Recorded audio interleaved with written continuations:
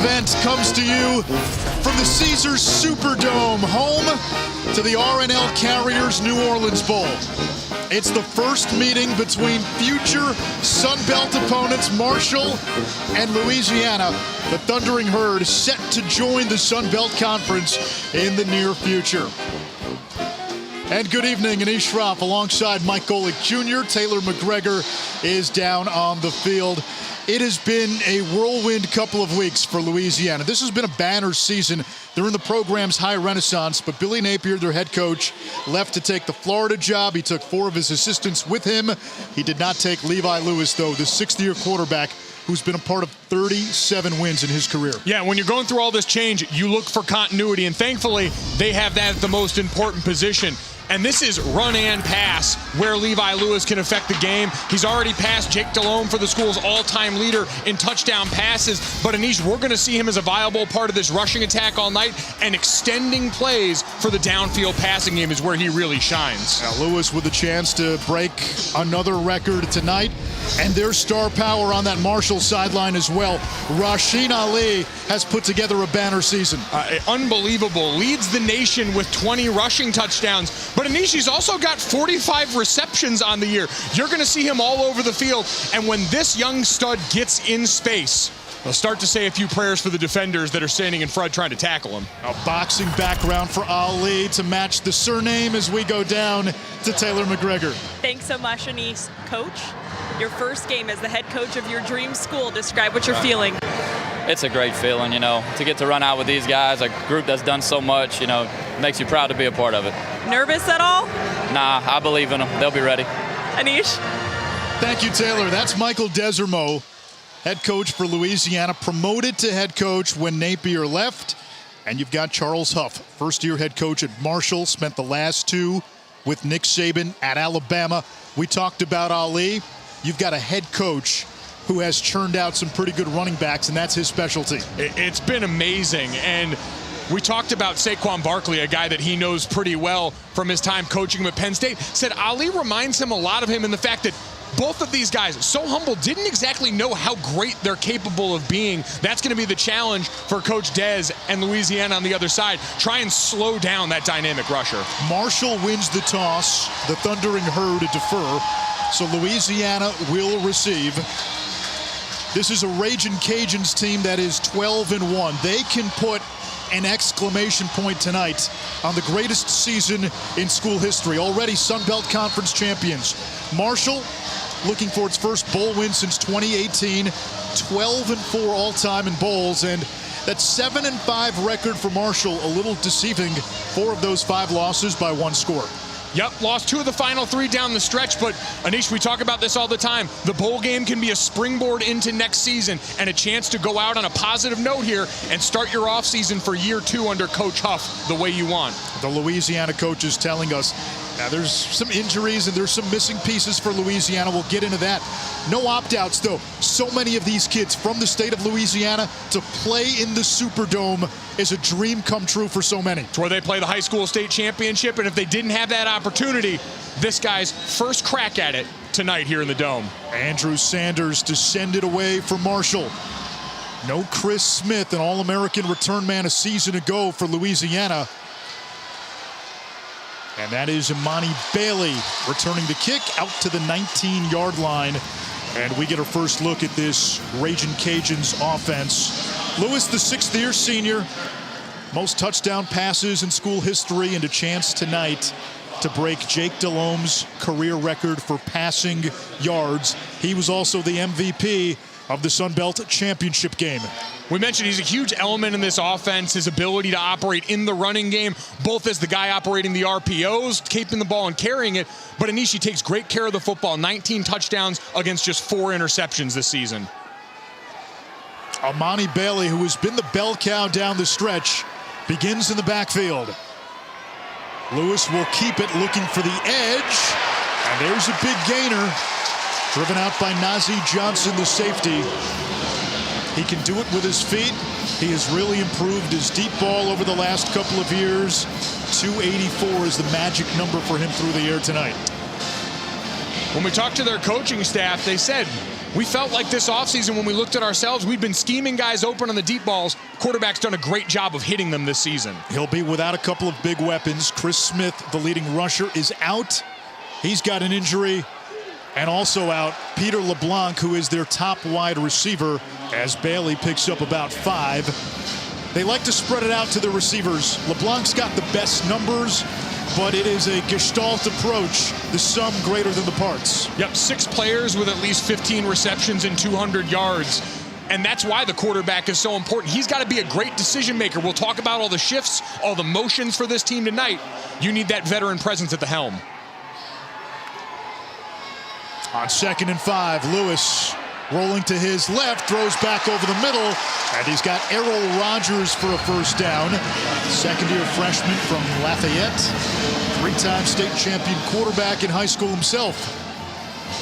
And we're starting to see them give Marshall a little taste of their own medicine. Marshall loves to go tempo on their offense. Louisiana getting ready to hurry up. On first down, quick screen, far sideline. And another nice gain. That's John Stevens, the TCU transfer. This Louisiana offense, it really starts up front, and they're missing a big piece on that O-line. Right tackle Max Mitchell is out. He was an All-American. So Ken Marks, who has started 40-plus games, moves over from left tackle to right tackle. And Nathan Thomas, a highly regarded redshirt freshman, makes his first career start at left tackle. Play action. Lewis has time. Well covered. Incomplete. Broken up. Intended target was Kyron Lacey, and Stephen Gilmore, the younger brother of Stephon Gilmore, with the PBU. And you can see some of the same ball skills here. Really fluid athlete, long at 6'2", and does a great job of timing that break on the football and getting a hand in there. But now here, 3rd and short. And this is where you expect, once again, Levi Lewis and his legs to be able to affect the defense, give you some options here on a great 3rd and short. Bailey, the running back, out of the pistol. Meagle, the tight end, in motion. Lewis to Bailey, out of the backfield, and he's got a first down. Amani Bailey in that Sun Belt Conference Championship game. A career-high 117 yards on the ground. That's his 14th catch of the season. I think this is one thing Louisiana does really well. You see a lot of these bootlegs for quarterbacks where normally it's a tight end going back into the flat. They like to mix it up, involve their running backs in that element, and it allows the timing to go just that much faster, get the defense off balance. Lewis keeps it, evading the pressure, and turns that into positive yards. And checking in at running back for Louisiana, Montrell Johnson, freshman of the year in the Sun Belt, played his high school ball at De La Salle, 10 minutes down the road, a New Orleans native coming home. Leads the team with 11 rushing touchdowns. He's been the finisher on this squad, and with Chris Smith out tonight again, going to be carrying the load, but he's ready for it. It's going to be Johnson and Bailey getting the bulk of the carries. And here is Johnson. All the way to the 30, setting up 3rd and short. Taylor? Montrell Johnson, a special moment for him, getting to play in New Orleans in front of friends and family for the first time in his collegiate career. His mom, Keyshawn Harris, is in attendance, and he said it means the world to him for her to be able to see his first collegiate game back in New Orleans. Playing in this building means so much to so many of these Louisiana players. And there's Johnson again, thundering inside the 25 as Louisiana just a few yards away from a red zone opportunity. Yeah, when we talked to the staff, they mentioned that these guys at their Friday walkthrough, they were jacked up to be in here. They were taking pictures. They were looking around, as we see everyone looking around trying to take down Montrell Johnson. But that's the moment where you're reminded, not only are these guys all kids taking in the bowl environment, even though we're told these bowls don't matter. Right. They get to be back in a place that means so much growing up down here, and that's been palpable this week for them. Johnson, the setback in the pistol. Caleb Carter in motion. They'll feed Montrell again, and that time turned back. Abraham Boplin, team leader in tackles for Marshall, number 7. Second season with the Thundering Herd, coming over from Navarro College. You can hear him when he goes to work out there. You heard the pads pop on that hit. Anish, when you turn on Marshall on defense, one player moves at a different speed than the rest.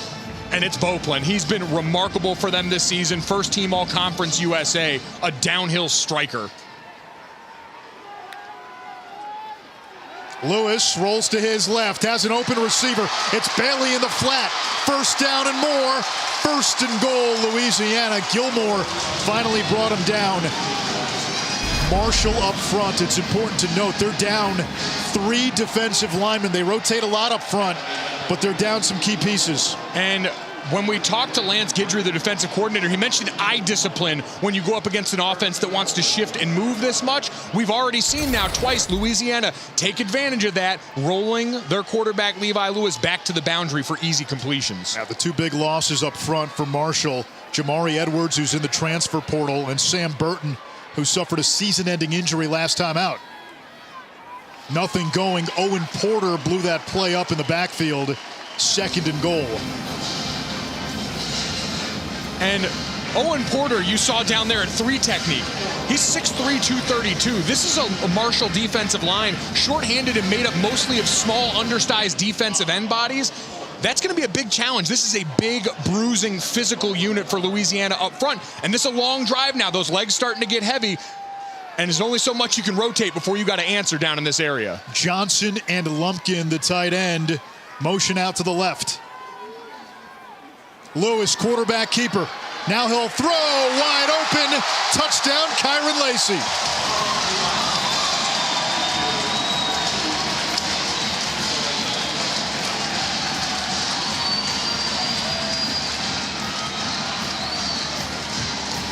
Misdirection. Quarterback rolling out. The key to this entire drive, Anish. An outstanding job here of Levi Lewis, just constantly in control, rolling out, keeps his eyes downfield, and the ability for him, that's a veteran player on a rollout to be able to process, hey, I got a guy coming from backside, I got to be patient and deliver an on-time strike. Nate Snyder, the Indiana transfer, connects on the extra point. 13 plays, 81 yards, 5 minutes and 34 seconds. An impressive opening statement by Louisiana.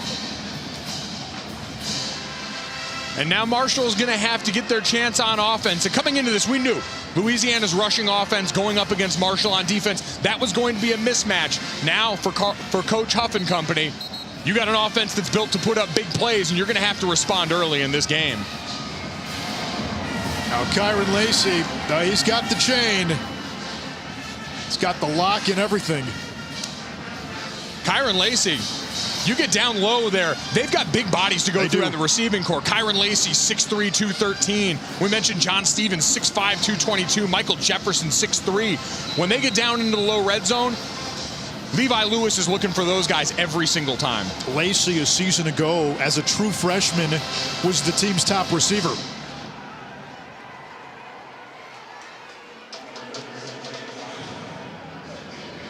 Snyder to kick it away to Jaden Harrison. Harrison from the 9, fair catch, and it'll be Marshall ball at the 25. The quarterback for the Thundering Herd needs an updated headshot. It's Grant Wells, third-year redshirt freshman. He's got a mustache now, to the chagrin of his head coach, Charles Huff. Yeah, the All-American headshot and a mustache that shows maybe he's hiding a little something underneath there, but Anish, he's been a great quarterback at the helm for Coach Huff's offense. One that's not going to hone in on any one player. This is about getting the ball to the open receiver and spreading it far and wide for some of the big plays we've seen all year. And he's got Rasheen Ali, 1,200-plus yards as his running back, lined up in the pistol. Flea flicker to start, and Wells goes down. And wish you could give credit to someone on Louisiana. That's a turf monster. Crept up and bit him right there. Love the aggressive call for the first play, just unfortunate footing. You know, we had people doing yoga on the field this morning. People were running around as well. They had, what, a 2-mile run that we took part in. So I was going to say, know, people, you mean us? Yes. Down there getting the turf warmed up. Wells to Ali, who's been such a great receiver this year. That's his 46th reception. The school record is 56 by Ahmad Bradshaw.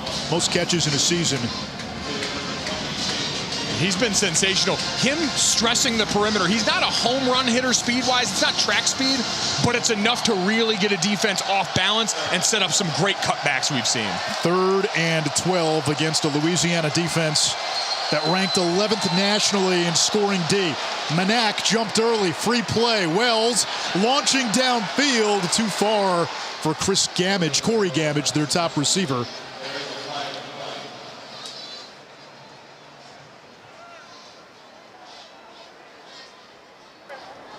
Offsides, number 17 of the defense. 5-yard penalty, remains 3rd down. Grant Wells, last time out against Western Kentucky in the regular season finale, suffered a concussion, had to leave the game, and it was a shame. They were up 14-0. He had completed his first 10 passes. He goes out in a game that decided who would play for the Conference USA Championship, and then the Hilltoppers scored 36 unanswered and essentially put the game away. 3rd down, a little more manageable. Incomplete. Great coverage there by Mekhi Garner. This is a Louisiana defense that is down 2 starters, but if you count those 2, they had 9 all-conference selections, including Garner. It's a lights-out group there, and again, just in the right place, right time. Doesn't even look back, but he's in such great position. The ball bounces right off him, and a quick 3-and-out now, and a great chance for Louisiana to continue to wear down a Marshall defense that just spent a long time on the field. Robert Lefevre punts it away. This is Eric Guerrero. And he's taken down at the 35-yard line.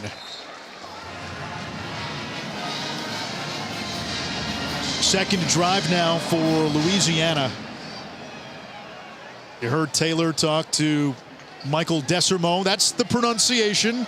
You've heard it a number of different ways, Desormeaux, but it's Desormeaux. Former quarterback at Louisiana, now at the helm of his alma mater.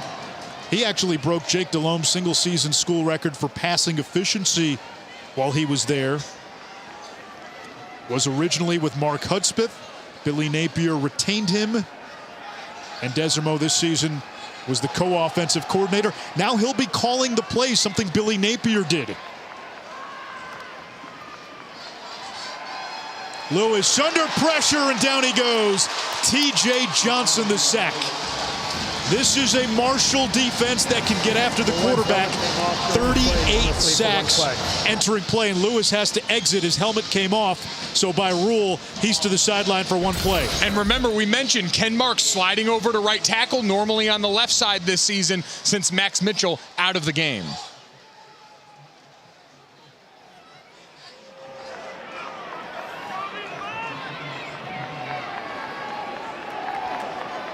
We welcome you to the R+L Carriers New Orleans Bowl from the Caesars Superdome.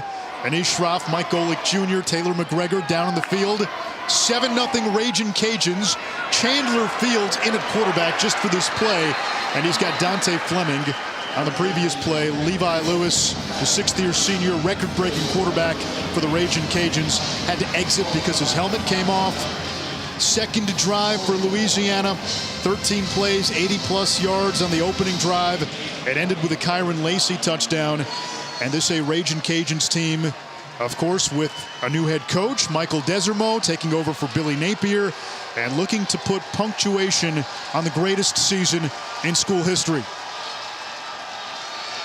Lewis over the middle, contested throw, and it's brought in. That's John Stevens, his second catch. A first down for the Ragin Cajuns. Stevens, we talked about that big body, 6'5", over 220 pounds, just able to shield the football from the defender. Great job working through the top of that. Levi Lewis, patience in the pocket.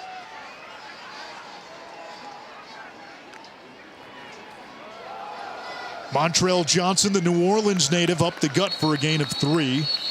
Some missing pieces for Louisiana on both sides of the ball, but on the offense, their All-American right tackle, Max Mitchell, is out. So the veteran Ken Marks moves from left tackle to right tackle. Nathan Stevens makes his first career start at left tackle. Chris Smith, leading rusher, is out. Peter LeBlanc, the top wide receiver, is out. All these are injuries. no opt-outs, and on defense, 2 key players in that front 7, Humphrey and Gardner, also out. A lot of guys battling through some lagging injuries all year long, getting a chance to get ready for the next step.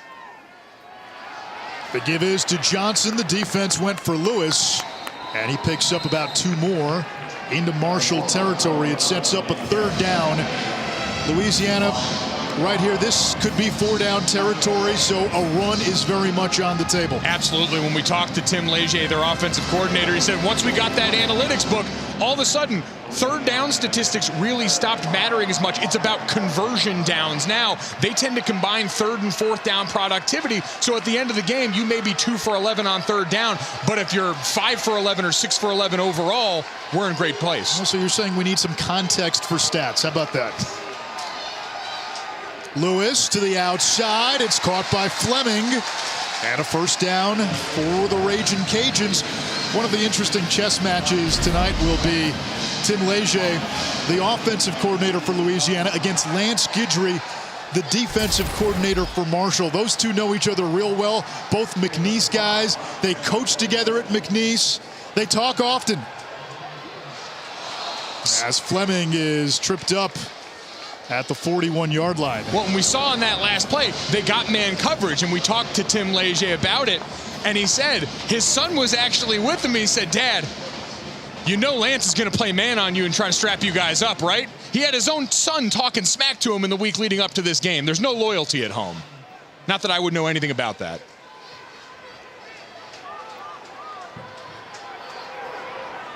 I want to be a fly on the wall for your Christmas dinner.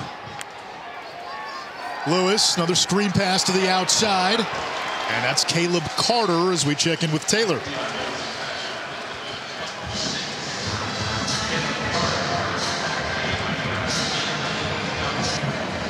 Tim Leger called Lance Guidry the most competitive guy he's ever met. He said when they were coaching together, he was the type of guy who would leave his office and they would both be in the hallway at the same time, and he would just walk faster because he wanted to get to the meeting before him. That is the kind of guy he is. Everything is a competition. Like the Golick household.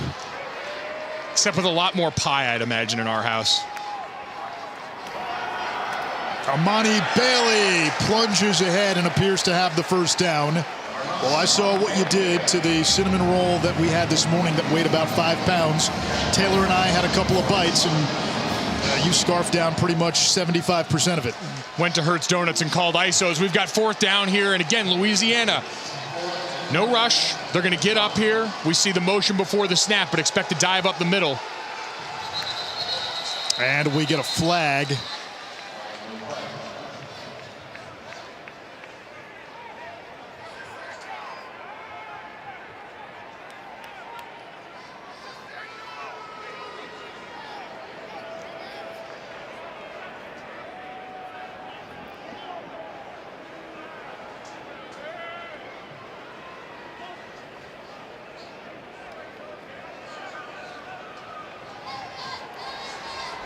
Delay a game. Number 92, the defense. Interfering with the offensive signals. 5-yard penalty. 1st down. And that is a free 1st down. We've seen that called a lot this year. That's Rodney Kroom, the guilty party. Yeah, officials have been made aware. Listen, any attempt by the opposing team to mimic the snap count, to do anything to try and get these guys to jump off guard, it's just the way if you have an offensive player who flinches too much before the snap. So great call against those D linemen always trying to do something like that. Out of a 2 tight end set, Fleming in motion. Here's Johnson. Powers to the 25-yard line. You'll see Louisiana go for it. That has been their MO. The one weakness with this team this year has been the kicking game. Part of that is due to injury. Kenny Almendaris, their starting kicker, suffered a season-ending hip injury in September. Nate Snyder has been inconsistent at best, and so they get into 3rd and 7, 3rd and 8. They're thinking 4-down territory. And especially when you get down here, you've got the advantage of if you don't convert, you flip field position in a major way. You give Marshall a long field. That's got to be part of the equation when we talk about these decisions. Fleming, the motion man. Montrell Johnson into a sea of green, no gain. And it sets up 3rd down. And again, the coaches were very clear. Hey, we're in 3rd down, and you got 6, you got 5 to go. we will think about running the football because we've got 2 plays in the holster. Especially if you maybe get a light box look from the defense who's thinking pass in normal situations here. But Anish, the way this has gone tonight for Louisiana already, Marshall's going to have to start loading up extra guys in the box and just dominating time of possession at almost 12 minutes for Louisiana so far.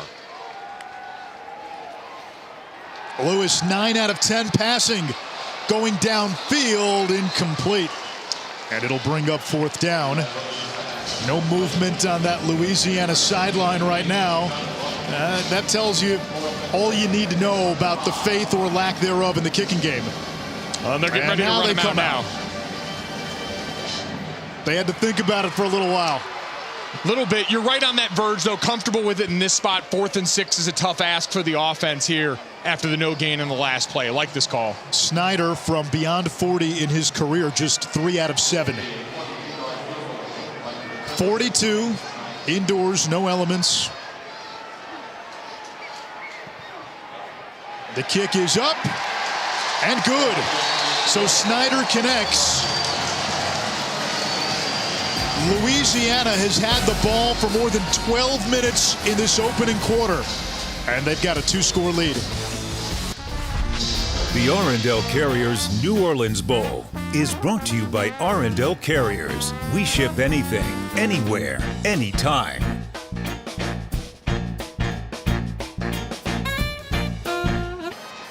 You're watching the R&L Carriers New Orleans Bowl as part of Capital One Bowl Mania. Anish Shroff, Mike Golick Jr., Taylor McGregor with you. Louisiana, 25-3 play advantage. They've had the ball for 12:09. Marshall just 122. And it's 10-0 Ragin Cajuns. Louisiana winners of 12 straight. Only Cincinnati has a longer active win streak at 13. And Marshall will have the ball at the 25-yard line. They went 3 and out the first time.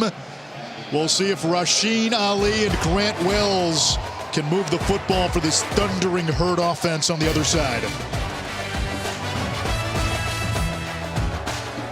Let's take a look at our drive recap brought to you by Verbo.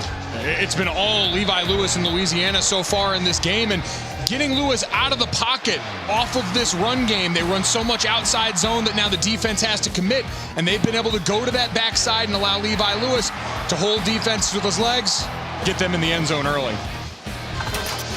Kyron Lacey, the first touchdown for Louisiana to punctuate a 13-play drive. Then Louisiana went 12 plays and kicked a field goal. Marshall about to have the ball for the second time. There's Charles Huff, their first-year head coach. It was a bit of a surprise in the offseason. Doc Holliday out after 11 years. Last year, he was the Conference USA Coach of the Year, fired by the university president. Marshall 7-3 in a COVID year. But by all accounts, the Huff hire has been a home run, coming over from that Nick Saban coaching tree at Alabama the last 2 years. He was with James Franklin at Penn State. He was at Mississippi State. And he's got a running back he can shape and mold in Ragin Ali, who's in the backfield with Grant Wells.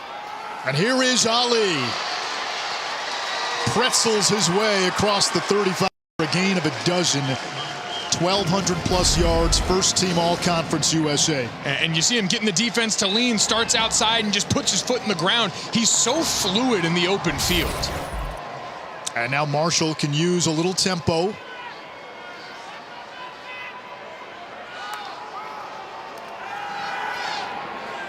Wells over the middle, incomplete for Willie Johnson. We only have one bowl game on the schedule for Monday. Old Dominion went full Lazarus, started 1-6, won its last 5 to become bowl eligible. Tulsa 3-6 to start, won 3 straight to become bowl eligible. Those two play in the Myrtle Beach Bowl. So get Marty and McGee back on the sidelines. How about Ali? Breaks it loose. It's a foot race. Ragin Ali, touchdown, 63 yards, his 21st rushing touchdown of the season. When he gets to the open field, we told you it's a track meet. Watch Alex Millette, his center, number 55, getting to the second level, does an outstanding job. The timing on this play cuts right off and makes his lineman right. And then you're always going to be late trying to catch him in the open field, faster than you think. Shane Chucci will attempt the PAT. And Chucci has now made 75 straight PATs. Ali Boumaye, a boxer growing up all the way until he was in high school. He's got the feet of a boxer, and that time he flew in for a TD.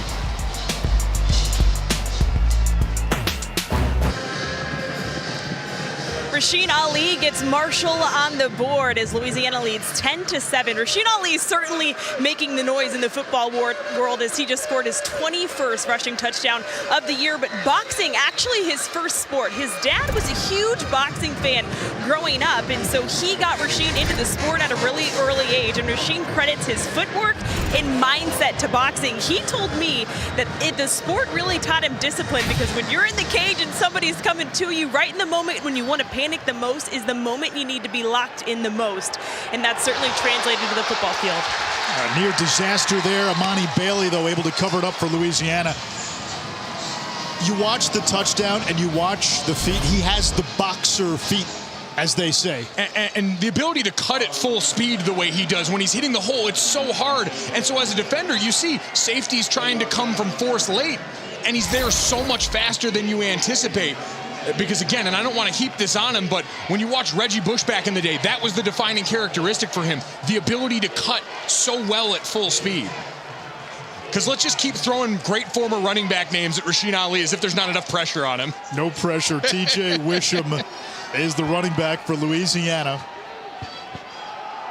And Wisham gobbled up in the backfield.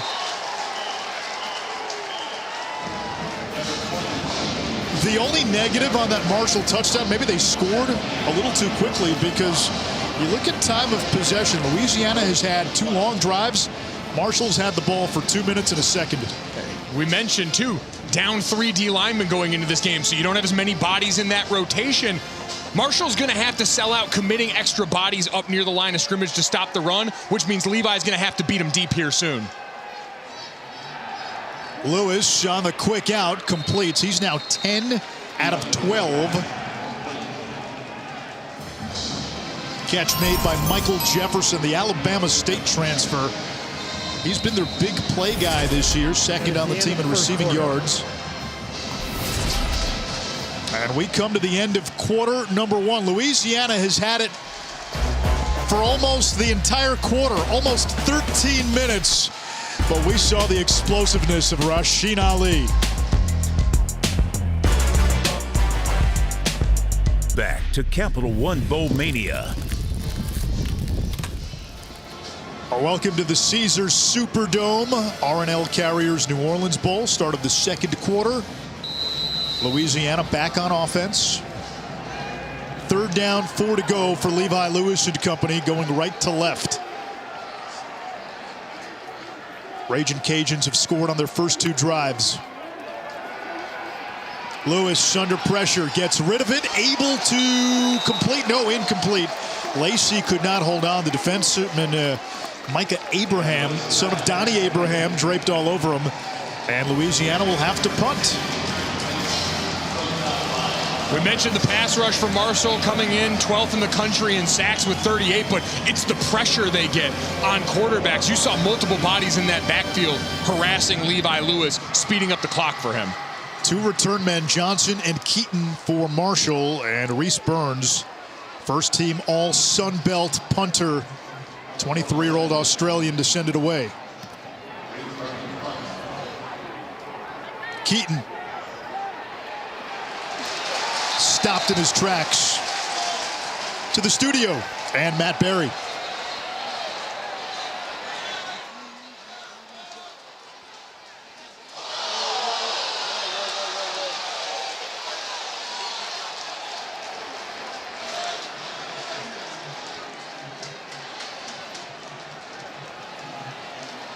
All right, thank you, Matt. We just had some extracurriculars between a couple of teams that'll be playing in the same league shortly. Percy Butler getting involved for Louisiana and not happy. Special teams plays, Anish, have a unique way of bringing out that. It's such high-effort shots. A lot of these guys now, Butler, a normal starter on defense, but just losing his cool in front of the home crowd here.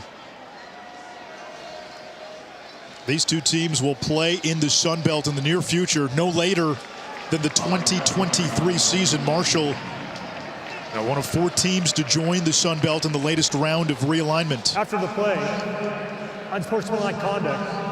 Number 9, Louisiana, 15-yard penalty, first down. So that will give Marshall its best starting field position of the evening.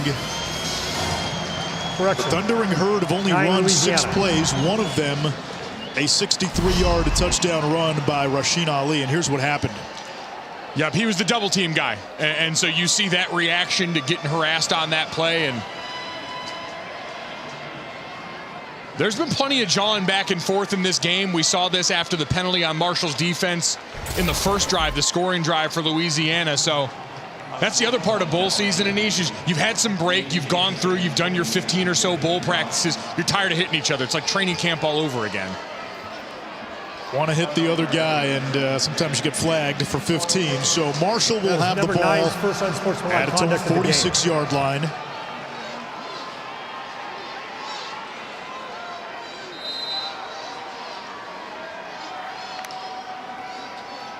Ali on first down. Stopped just short of midfield, a gain of 3. Lorenzo McCaskill, leading tackler for Louisiana, in on the stop.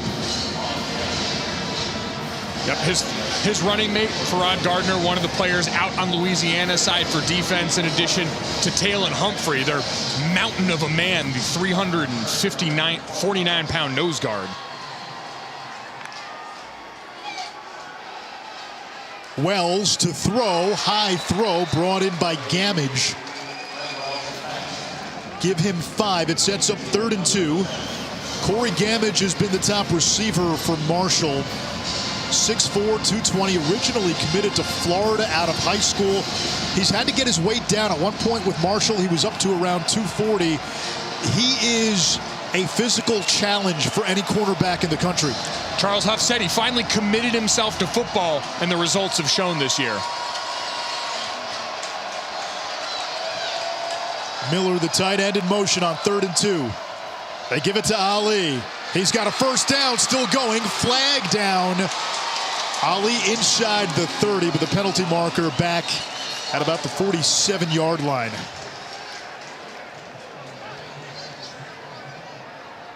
Yep, they're going to get Devin Miller on the hold here, the tight end, trying to hang on in the perimeter.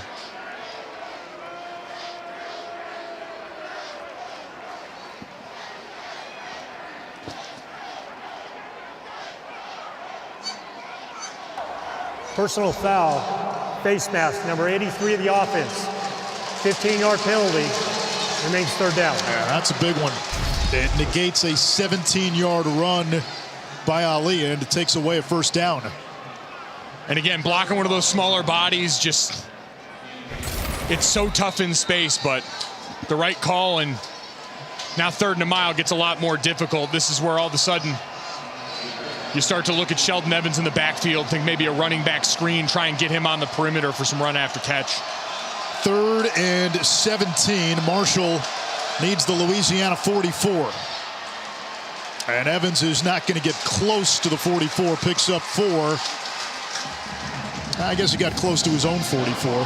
4th down. And again, we talk about it. This is the gift and curse, and even for them, tempo's been sort of mitigated by the penalties, by the fact that your scoring was on a big play, but now the ball once again going back to Louisiana.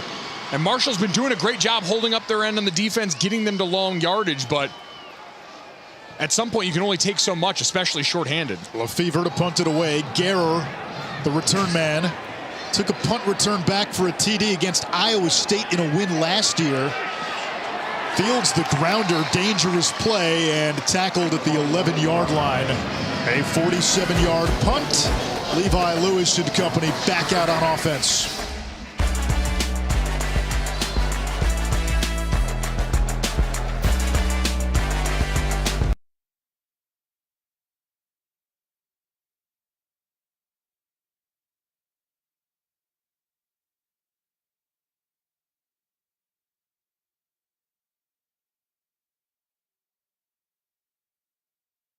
The Progressive Bowl Challenge Cup is here at the Arendelle Carriers New Orleans Bowl. It'll be awarded to the conference that has the highest win percentage in this postseason. Let's take a look at last year's standings. The Big 12 won the 2020 Bowl Challenge Cup. Hey, the MAC, 2-0.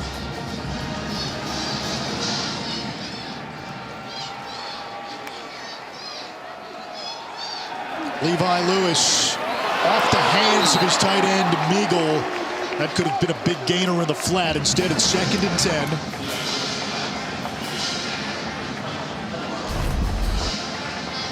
10. And you're starting to see Marshall responding quicker to these routes in the flat, but that time just a ball that was on him you have to have. They've really been trying to attack with those rollouts. They've clearly found an advantage with their running backs and tight ends on these linebackers and safeties.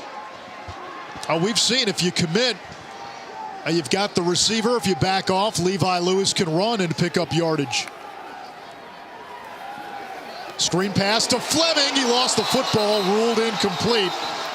Abraham was right there. Marshall's got a couple of corners with premium bloodlines. Stephen Gilmore, number 3, the younger brother of Stephon Gilmore, former first-rounder out of South Carolina, now with the Panthers. Micah Abraham's dad, Donnie Abraham, played a decade in the NFL, had 38 career interceptions in his time with the Jets and the Bucks. And now this is where Marshall specializes in getting their defensive end bodies on the field, their NASCAR package. You watch number 58, Elijah Alston, 14 quarterback pressures on the season. Lewis on the slant. There's Carter. Went the wrong way and then gang tackled. And the Marshall defense the last 2 times out has found an answer. What are they doing better?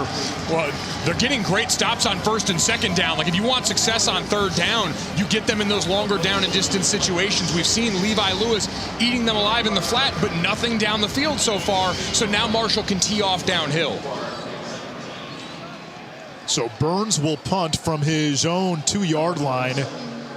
And waiting just inside his own 45, Willie Johnson.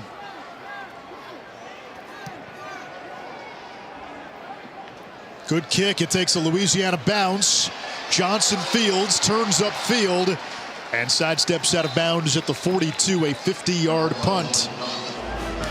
Good starting field position yet again for the Thundering Herd. And a chance for Marshall to take the lead.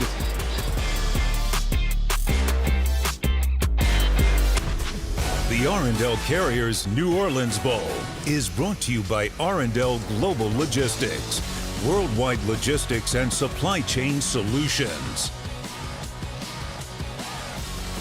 Pretty impressive list of alumni for Marshall. Byron Leftwich, offensive coordinator for Tampa Bay, and there is a head coaching gig in his future. Charles Huff, first-year head coach for Marshall. This team went 4-1 down the stretch. A lot to like about where he can take this program. Again, they'll be joining the Sun Belt at the latest in 2023. He spent the last 2 years at Alabama with Nick Saban. He's been great with running backs, and he's got a great running back in Ragin Ali, who's north of 100 yards on the game here in the 2nd quarter with 11+ minutes to go. And he cuts right off the block of his left tackle, Will Ulmer, number 50. You see him getting that hook there. And Ali rides that wave. Again, pressing the hole, put his foot in the ground. And another big gainer. They came into this game in these 22 plays of 40+ yards, good for 5th in the country. Now look at the numbers, 4 carries, 110 yards. Marshall's only run 10 plays in this game. Wells on the slant, Gamage, and he's got a 1st down. Taylor, that Saban experience has paid dividends for Charles Huff. He said he learned consistency, the value of it, because at Alabama, everything is consistent. Preparation, practice, communication. Saban said that eliminates anxiety and allows your athletes to perform at a consistent level. Huff said when they were preparing for the national championship game, they were practicing for that game the same way they were for week 1. That's when it really struck home for him how much that is important. Ali sweeps to the right, stays in bounds, and scores. 2nd touchdown of the game for Ragin Ali. And Marshall takes its first lead of the night. Anish, good runs happen when the O-line blocks. Great runs happen when you've got receivers blocking. You see Shadid Ahmed on the outside and the rest of that group working on the perimeter. Let's go just in time, but enough on the edge there to allow him to get that corner. Now, Taylor told us earlier, the boxing background of Ali, it shows up the most with the footwork. You saw it as he was able to stay in bounds. PAT is good. 2 touchdowns for Ali, who now leads the nation in total touchdowns with 24. He went in from 63, goes in from 13.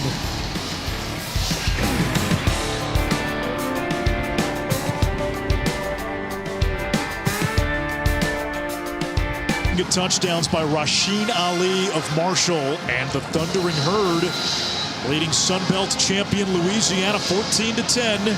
First meeting of many between these two. Marshall out of Conference USA joining the Sun Belt, where Louisiana right now is king of the hill. The Ragin Cajuns will have it at the 25. Tonight's clutch delivery is brought to you by Chipotle. Ragin Ali, the delivery man. He's been sensational so far. Both drives, one a scoring drive on the big play. The next one set up by the great cutback, getting him down. And then his dedication to hitting these rushes where they're supposed to go, trusting his blocking on these outside zone plays. It's been remarkable all season, but tonight he's putting on a show early in this one. He has been the offense, and it's not hyperbole. Louisiana scored on its first 2 drives. They've punted on the last 2. Montrell Johnson, freshman of the year in the Sun Belt, picks up 5. And now Johnson's got some home run ability as well. He had a 99-yard touchdown run earlier this season. Longest in conference history and one of 13 players in NCAA history to go 99 yards on the ground for a score. And you see them getting back to their bread and butter. Last drive, pass on first down, pass on second down, pass on third down, punt. They want to beat them up in the middle a little bit, start to reestablish what they had in the first quarter. Little pop pass, hello! Oh, and Porter meets it in the backfield, and it's 3rd and long.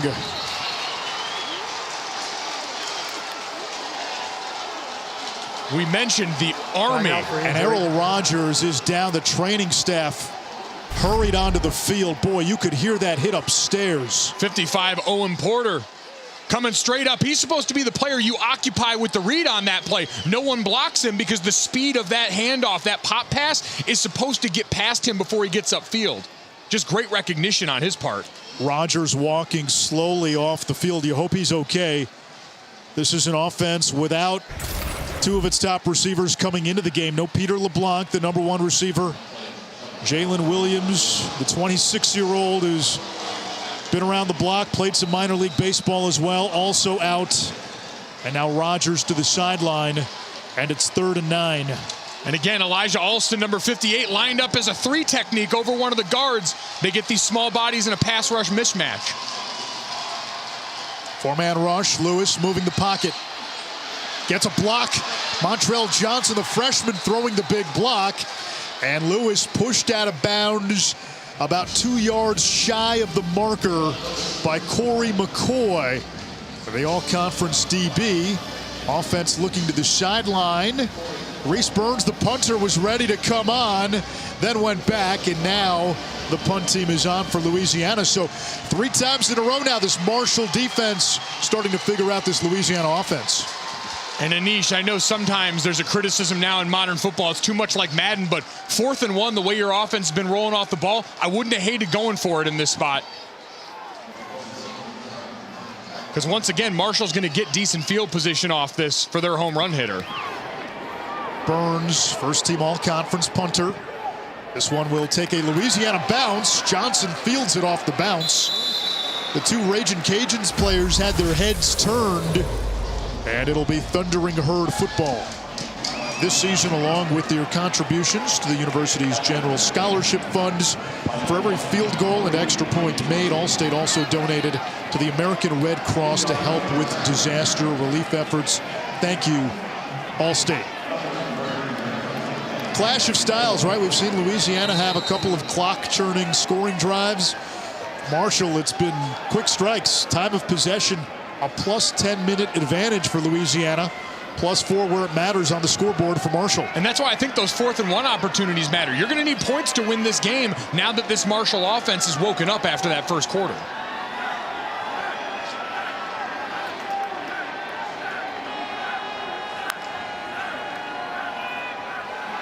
On the end around, Willie Johnson looking for the perimeter. And got about a yard.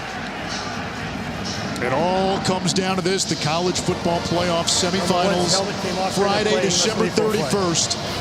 Alabama versus Cincinnati. The Bearcats, the first group of 5 team to crash the playoff party. First playoff appearance for Michigan against Georgia. The Dogs were the #1 team most of the season before getting humbled in the SEC championship by Alabama. Really interesting styles make fights in those matchups. Alabama's speed on the perimeter, a real mismatch. It's going to be war in the trenches between Georgia and Michigan down in Miami. Grant Wells will take a shot too high for Miller. It sets up 3rd down. John Mechie, one of Alabama's best receivers, is out, and you start to say, what gives Cincinnati a chance against a team like Alabama? Well, the Bearcats have one of the best secondaries in the country. Sauce Gardner, Kobe Bryant. The Thorpe Award winner, Kobe Bryant.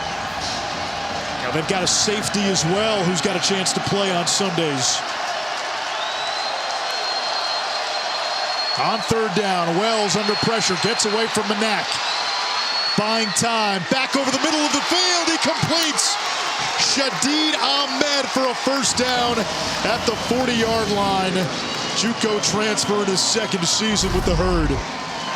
Grant Wells doing his best Levi Lewis impression here. You see Chauncey Manak, the great pass rusher, just missing on the left side.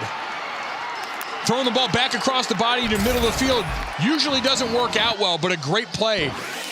And 1st down now for Marshall. Wells 4 out of 7. The give is to Ali, and that time he's in the embrace of Jordan Quibido. 2nd down.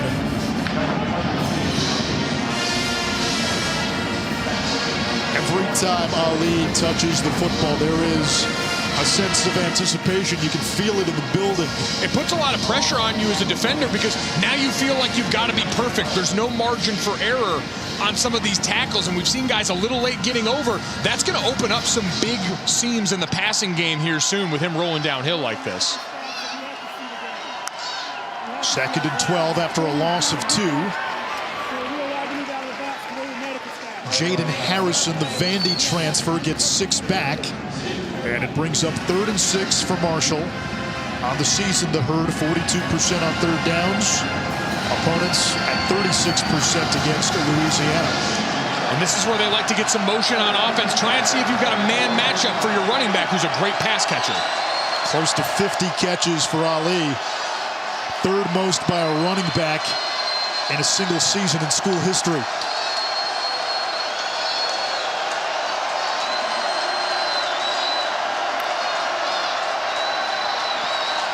Wells has time, now flushed.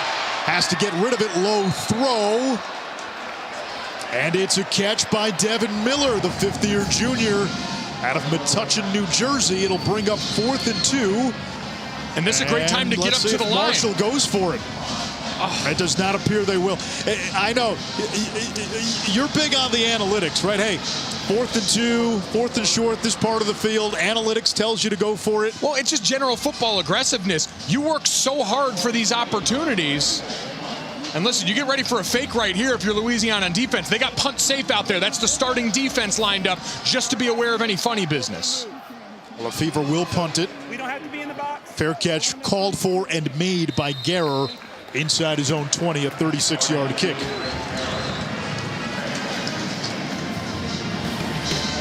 Louisiana jumped out to a 10-0 lead. 14 unanswered by Marshall.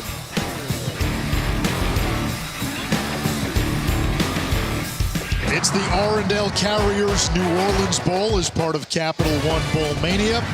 14-10 Marshall on top of Louisiana. The Ragin Cajuns lost their season opener to Texas. They've won 12 straight, undefeated in the Sun Belt, and Sun Belt Conference champions. Amani Bailey to the perimeter, and he gets loose for a nice gain. Give him 8. Levi Lewis needed 284 yards passing today to break Jake Delhomme's career mark at Louisiana. 12 of 17 for 82 so far. Lewis will keep it. Got a good block from his tight end. He was a high school track star. Levi Lewis still going. Down the sideline, inside the 20 of Marshall. 55 yards for the 6th-year senior. And this was design run all the way. We've seen all these rollouts. That was his police escort right there, number 89, Hunter Bergeron. And then all Levi Lewis in the open field. Just a gifted athlete, guy who really understands what to do with the ball in his hands. Marked out at the 20-yard line. Red zone opportunity for Louisiana.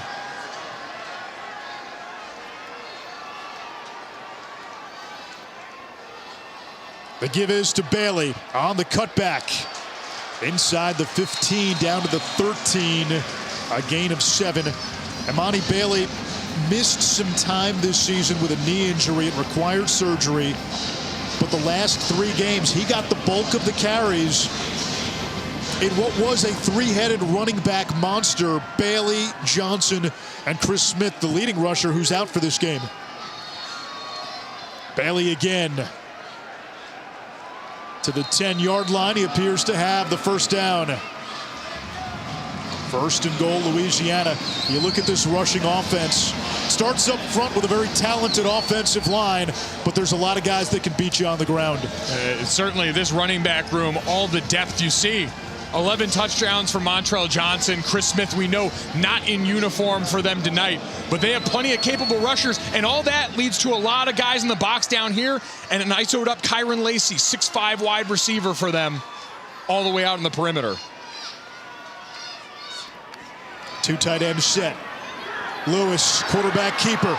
Cat and mouse with Boakland, and stiff arms his way out of bounds. Gave Kobe Cumberlander the business, but only a yard. And all of this, you see him threading the perimeter. Again, just designed to run right away. And so what's this going to do? All of a sudden get these defenders committed up for those rollouts. There's going to be an open tight end like we saw on the second drive of the game for Louisiana on one of these next plays when Levi Lewis breaks contain. 2 tight ends in the game. It's Lumpkin and Meagle. They're on the right side of the offensive line, now both motion. And you see 2 guys come over, so Levi Lewis knows he's got man coverage. Lewis hits Montrell Johnson. And the New Orleans native gets 3 more, 3rd and goal. Abraham made the tackle. 4-down territory here for Louisiana? I think so. I think the way you've seen Marshall able to score on offense, we mentioned the drought on 3rd down is fine if you have plenty of work on conversion downs, 3rd and 4th down. We've seen no semblance of drop back passing game in each. They've got the field to Levi Lewis's right. Remember, lefty, that's his offhand. Could give him a chance to set up and finally hit one of these tight ends coming from the backside this time. Yeah, if he rolls to the left, that is the short side of the field. Fleming and Jefferson, the receivers, and a whistle before the snap. Play clock was at 2 and a timeout by Marshall.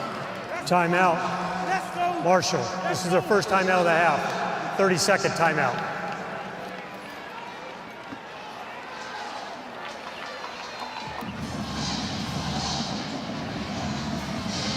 .233 to go in the first half with a preview of halftime.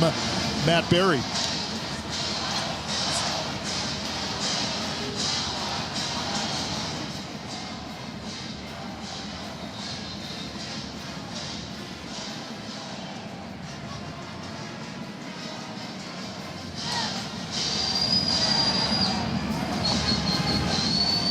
want to see a Ferris State highlight in there as well. One of the great stories in college football. Ferris State quarterback Jared Bernhardt was the Tewaaraton Award winner for Maryland lacrosse this spring, and now leading Ferris State to the D2 championship game, which is going on right now. The Tewaaraton awarded each year to the best player in collegiate lacrosse. It's the Heisman of lacrosse, and now he's the best player and the quarterback for Ferris State football. Pretty neat story on the D2 ranks. He's going to get Sunday looks. That is a dynamic athlete in space. 3rd and goal from the 6-yard line.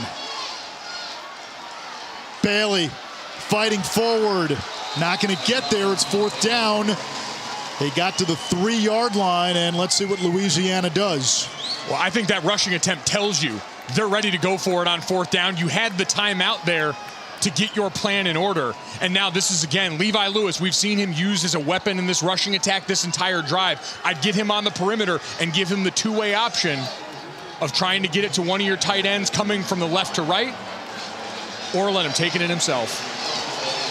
4th and goal.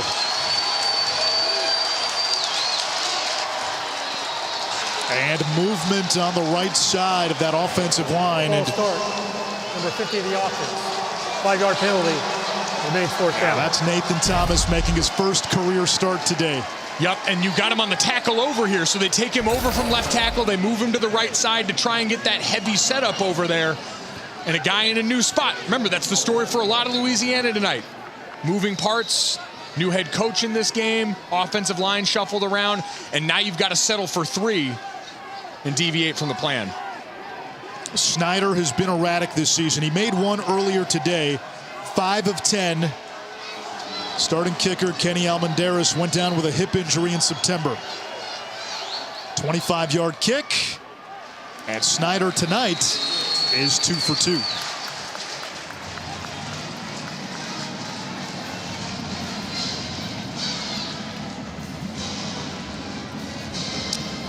Michael Desormeaux, former quarterback at Louisiana. First game as head coach, taking over for Billy Napier, who left to take the Florida job. And what a job Napier did in his time in Lafayette.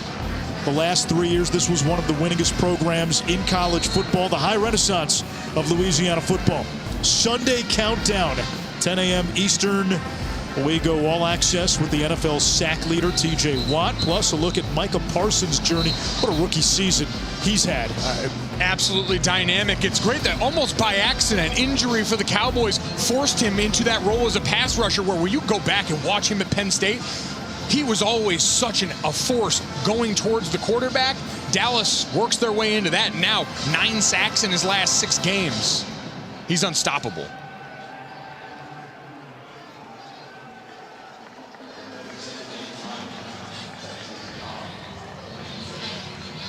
(14-13) after the field goal by Snyder. And it's Snyder who sends it away. Marshall ball at the 25. We told you Billy Napier going to Florida to be the head coach. He was on that 2015 Alabama staff. This team picture, it's like Raphael's School of Athens.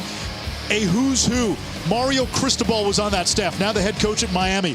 Mel Tucker was on that staff, now the head coach at Michigan State. Lane Kiffin was the OC on that team, now the head coach at Ole Miss. You had Kirby Smart as the defensive coordinator. Of course, Napier on staff, as you saw, and a graduate assistant on that team, Dan Lanning, now the head coach at Oregon. The only other staff that compares, you go back to that 1983 Iowa team, Hayden Fry is the head coach.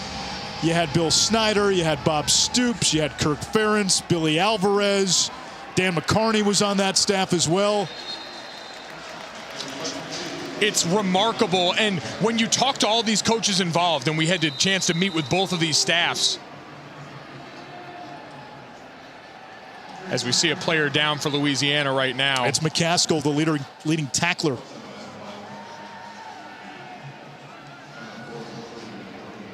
Farrod Gardner already out tonight, so this is a big one to watch. You certainly hope he's okay.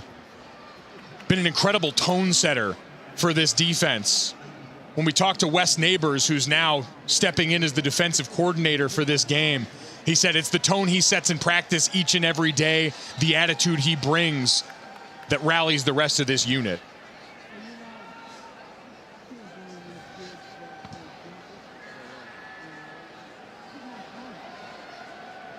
A lot of injuries for Louisiana, a lot of players who have battled injuries down the stretch and are being held out of this game for that reason. You mentioned Gardner, Taylon Humphrey, who's a force on the D-line, and you're missing your leading rusher, Chris Smith. Your right tackle, who is an All-American, and Max Mitchell. You're missing Peter LeBlanc, your top receiver statistically. And I think it says a lot about this staff working with the players. Max Mitchell's got an invite to go play in the Senior Bowl. These guys have Sunday futures, and everyone involved saying we need to make the decision that's best for the player here. You applaud everyone involved for that. That's the way it should be. 2nd and 2 after the run by Ali. Marshall's got 2 timeouts. Wells steps up, completes underneath. It's Gamage. And does he get out of bounds? That's the question. He does.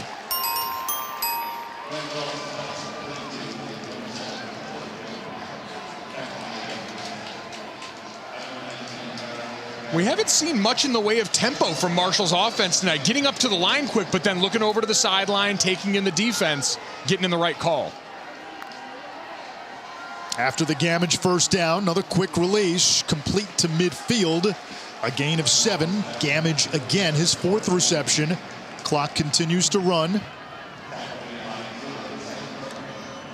2 timeouts left for Marshall. On the plus side, plenty of time to operate your offense as is. Wells downfield, too high, it's intercepted. Off the hands of Gaines, into the hands of Braylon Trahan.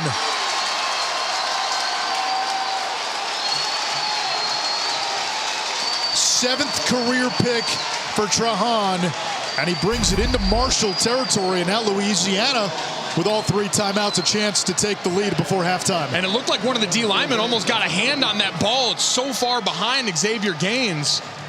Louisiana coming into this game over their last 4, plus 12 in turnover margin. And this has been the exact issue for Grant Wells in that Marshall uniform. 13 turnovers, 13 interceptions, on the season now. Marshall, 24 turnovers. That has been the issue for this team. You look back at all their close losses, 4 of their 5 defeats by 1 score. You point to turnovers as a culprit in most of them. Levi hasn't gone deep all game. This is a great time for your first shot play if you're Louisiana. Off sudden change. Pressure coming from Porter. Lewis escapes. Heaves it downfield. It's caught! Jacob Bernard. And it's 1st and goal, a gain of 42. That's just his 4th reception of his career. An opportunity for some of these receivers to step up as Louisiana now getting to the line of scrimmage, going tempo of their own. Levi Lewis. Jump ball in the end zone, incomplete for Lacey, who's got the 1 Louisiana touchdown. Tried to get up and take advantage of that matchup. Levi Lewis, man, what he was able to do buying time in the pocket back there, making guys miss. And the deep ball, that is something that he has worked tirelessly on the last 2 seasons. It's part of the self-scout. They go through the offseason and they said, okay, we thought we'd done a good job scheming guys open. The quarterback said, all right, I'll take the challenge. I've got to deliver. Answering that question this season.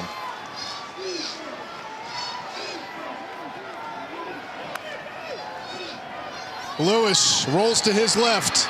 They'll try to run. He's shoved out of bounds. It brings up a 3rd down. Ball at the 4-yard line, 24 seconds to go. If the last series was any indication, with the 3 timeouts, this may be 4-down territory, even though a field goal gives you the lead. Absolutely, and I think if you're Louisiana, you've got to start to work up the middle more. Marshall's defense, small and fast, as we see Coach Dez burn a timeout here. He understands the opportunity you got before the half. You got all 3 timeouts now down to 2. Timeout of the half. 30-second timeout. They've got to beat them up the middle, and for all we've talked about Marshall's defense struggling, 9th in red zone defense this season. Levi Lewis here. This is the big play that set this up. The pump fake to get the defender to jump. And then rolling to that left side. Is it the prettiest ball in the world? No. But on time, give your receiver a chance to run under it. And again, the creativity And you saw the injury before. That's Lorenzo McCaskill taking the time before going into the halftime locker room, fired up. His numbers when he's throwing downfield, air yards, 15 or more yards. So this is the deep ball we talked about. The biggest thing that jumps out to me, he's making better decisions. 8 interceptions, 2017 to 2020, just 1 in the time frame there. Values the football. You see that bunch to the right side here. This is a great chance. Lean on him, trying to get a rush up the middle like you did before the penalty last drive. Montrell Johnson, the New Orleans native. And he is driven back right to the line of scrimmage. No jambalaya for him. It's 4th and goal.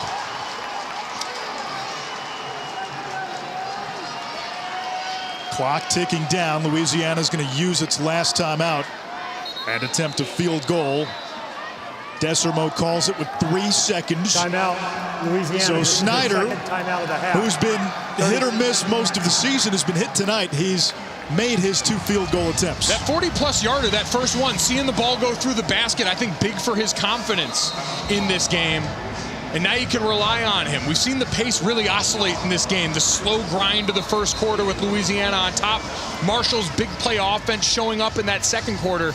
And now to end the half here, Louisiana can go in leading by 2. Snyder has connected from 42 and 25.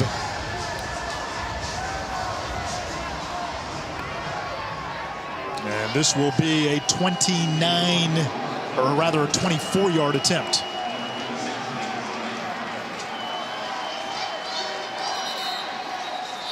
And Marshall, of course, you got 2 timeouts.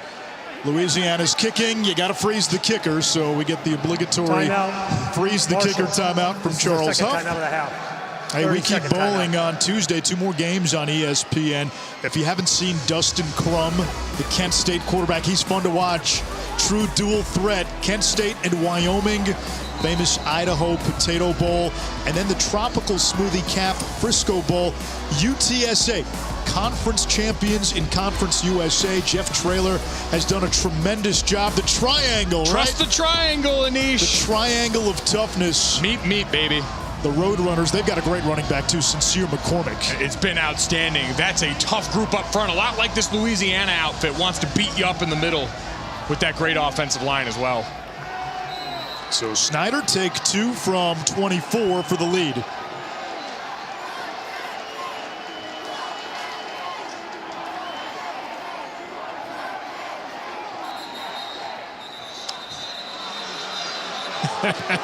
Last game of the year.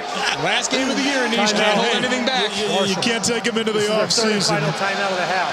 30-second timeout. See, that is Guidry, the defensive coordinator, Lance Guidry. He's laughing. He and Tim Leger, the offensive coordinator, the interim OC for Louisiana, they're great friends. They've coached together.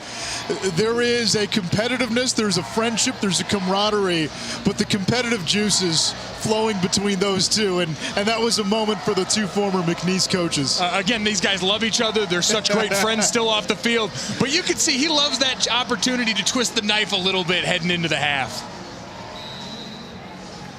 It's allowed to be fun for the coaches, too. Now they're looking across the sideline. Seriously, another timeout? Yes, seriously.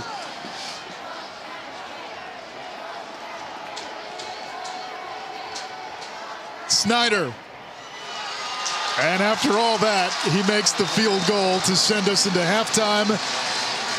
3 first-half field goals by Nate Snyder, who mimics the timeout motion while looking at the Marshall bench.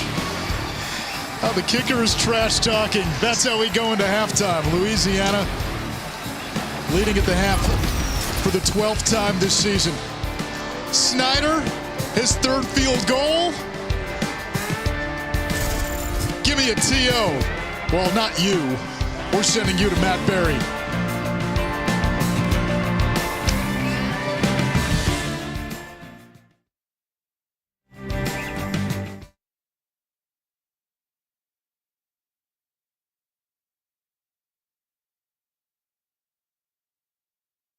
Orleans, Louisiana. leading 16-14 against Marshall on the strength of 3 Nate Snyder field goals and a Levi Lewis touchdown pass, 2 rushing touchdowns by Ragin Ali. This scoring for the Thundering Herd and Ishraff, Mike Golick Jr. Second half, what are the key adjustments we need to see? I think for Louisiana on offense, they've got to be more creative with their downfield passing game, relying too much on the flats. And then I think on the other side, for Marshall, Ragin Ali, you got to find more creative ways to get him the football in both the run and pass game. Marshall will receive to begin the third quarter. First half stats are brought to you by PlayStation, and the 2 stars we highlighted at the top of the broadcast have delivered so far. I mean, Ragin Ali accounting for 70% of Marshall's offense and all their touchdowns so far in this game, Anish.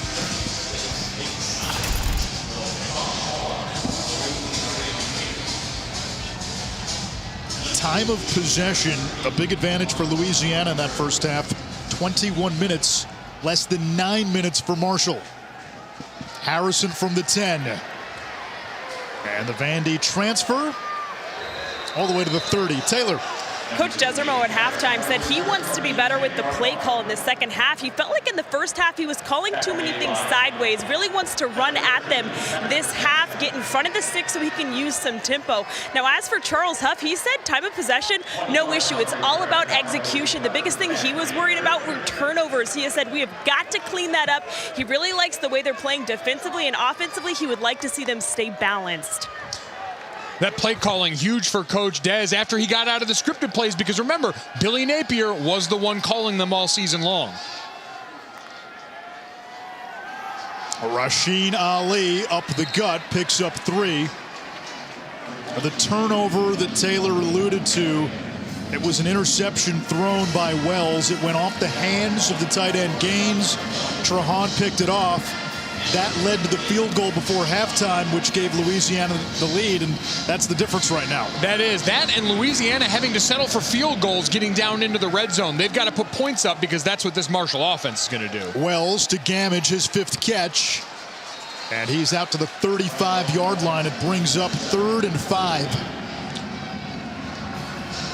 And for all that Ragin Ali has done, I think this is an area where Marshall in the second half can try and exploit him. He's a matchup nightmare against linebackers if he gets man coverage.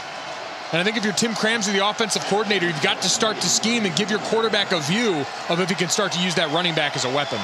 10th time Gamage has 5 receptions in a game this season. Wells looking to set up the screen. It's knocked away by Manak.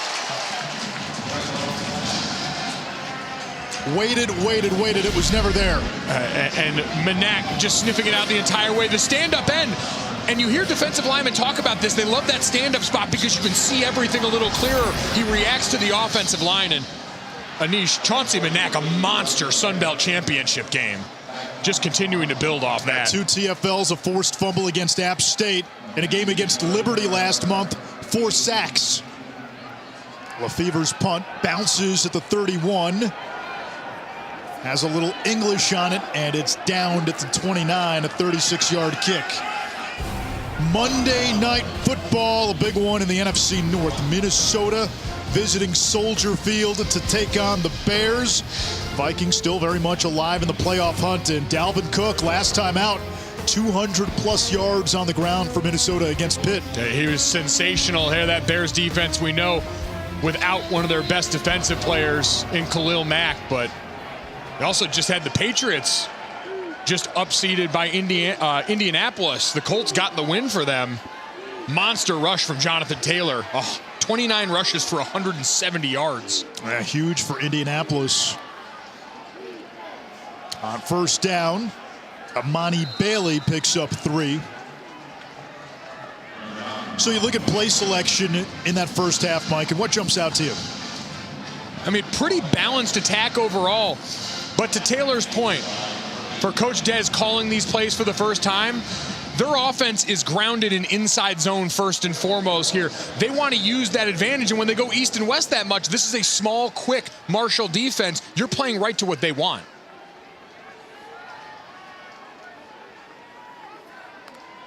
Marshall in man.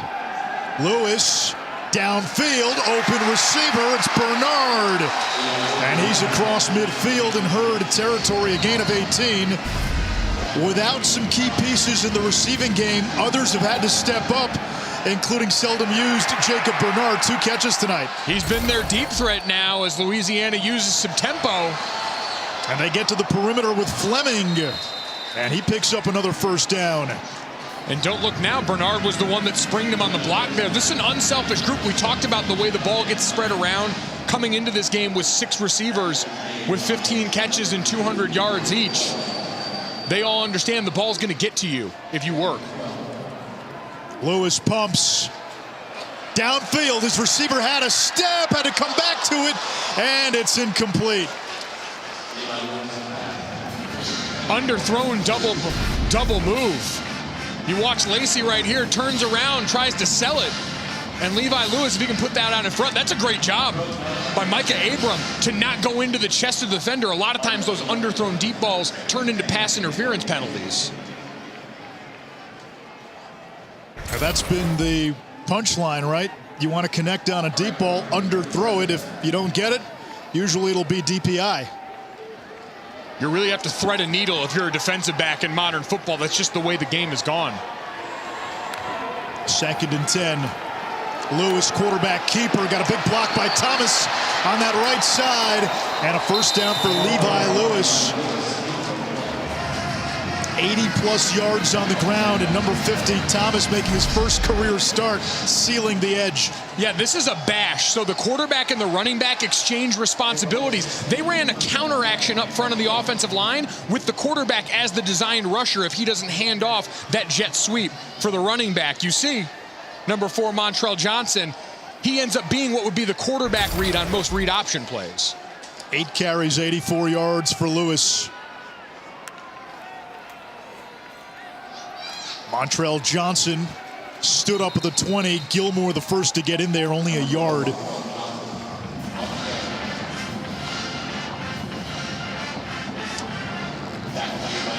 And now we're down in the area where we've seen Louisiana struggle since that first drive. They're 3 for 3 inside the red zone, but the last 2 drives stalled because of penalties and a failure to execute once you get down into the red area.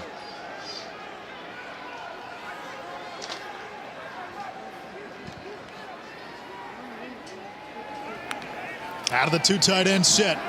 Lewis will throw. Under pressure, chased by Porter. Got away from him, got away from T.J. Johnson, and turned that into positive yardage somehow. The only explanation is he actually has eyes on the back of his head here, because there was no way for him to see Owen Porter coming from that backside, but feels it and turns on the jets here as he sees T.J. Johnson coming towards him. That's autonomous ultra instinct right there if I've ever seen it.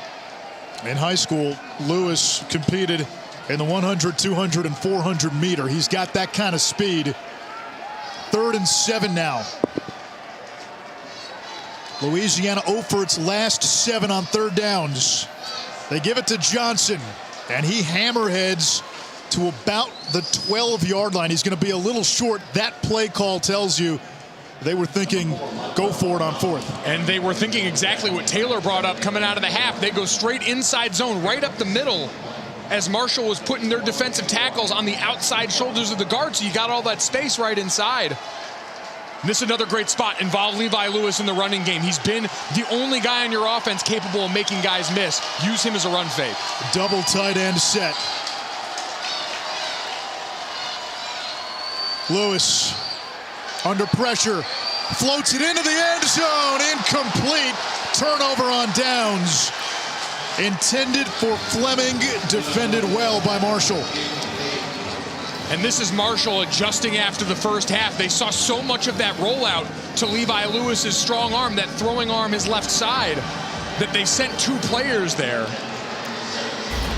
and stopped him short here. So Marshall once again bowing up in the red zone, this time forcing the turnover on downs. They'll take over with a chance to take the lead when we come back.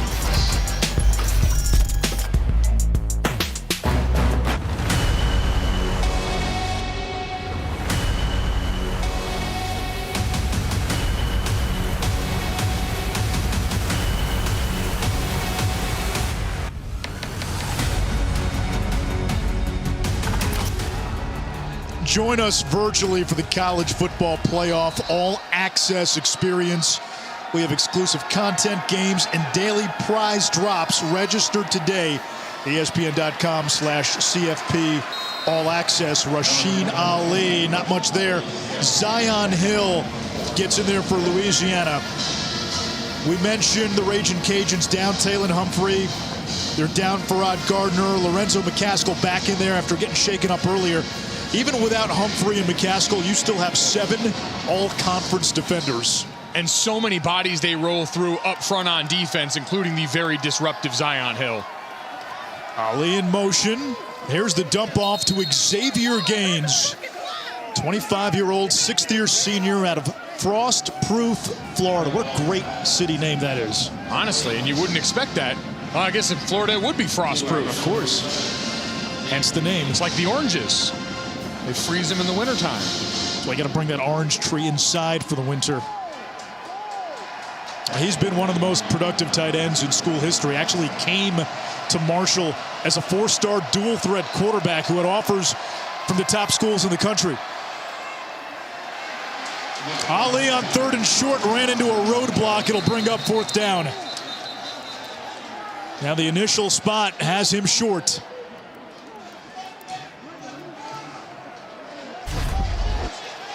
Looks like they've changed the spot. That's a generous spot. It's going to be a 1st down. Yeah, I think there you see where forward contact ends up going. You see that extra shove. I think that's the right call. And a gutsy run up the middle here to keep this moving. And they may look at this. The initial spot from the far side. These calls are often hard to overturn. The initial call from the far side had him about a full yard short. And it's always a question of when they blow the whistle, because you saw that extra effort shove from the Marshall offensive line, but had the official already blown it dead at that point? Ruling on the field is the 1st down, like you mentioned, so you need indisputable video evidence to overturn this. So you need about the 22. Does he ever get to the 22? And then the question is, when is the play blown dead?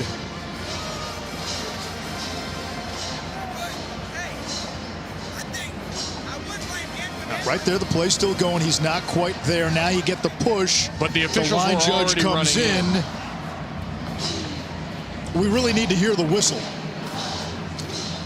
Yeah, hard to do this without the sound. I still think on the initial flash, you saw him get up into the line and get towards, I believe, that 1st down marker before he got wrapped up. After further review, the ruling on the field stands. 1st down. Again, those plays generally very hard to overturn when you're trying to determine the spot. We see it far more oftentimes than not. You default to the ruling on the field. 1st down for Marshall on the run by Ali, who's got 137 now on the ground on just 10 carries. 6th 100-yard game of the season for the redshirt freshman from Cleveland. Ali again, met by McCaskill. Now, there have been some collisions tonight. That's a gain of a couple. Yeah, all these linebackers tonight came to hit. You buckled the chin strap for this one on each and every down, but a lot of it's been the D-line, too. We mentioned what you missed with Taylor Humphrey. That was a 6'5", 350-pound nose guard who ate up blockers, who kept those linebackers clean. So you're seeing Jaquan Nelson, Sonny Hazard in there, occupying those same bodies, doing a great job. Wells will run and steps out of bounds. Questionable decision. He had room to pick up the 1st down, and he kept on going and still could have gotten out of bounds. I mean, look at the end of this play. Again, probably could have taken off sooner here. You see the defender start to bail out. You've got your running back there, but then there's an easy 2-3 yards there with McCaskill in pursuit. So instead of a 1st down, it's 3rd down. About 2 to go. Never want my quarterback taking hits, but in that spot, you've got to sell out for that, knowing you're backed up still. Play clock winding down. Ali running backwards. The ball comes out. It's knocked out of bounds. Marshall will keep it. Louisiana was looking for the scoop and score.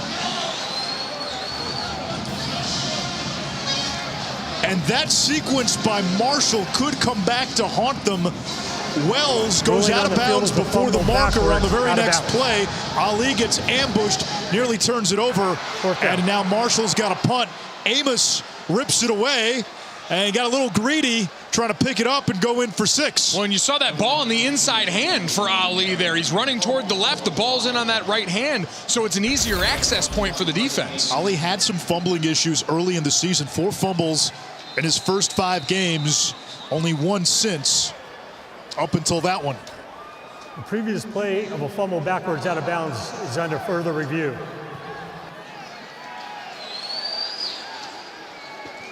So we'll get a replay review here.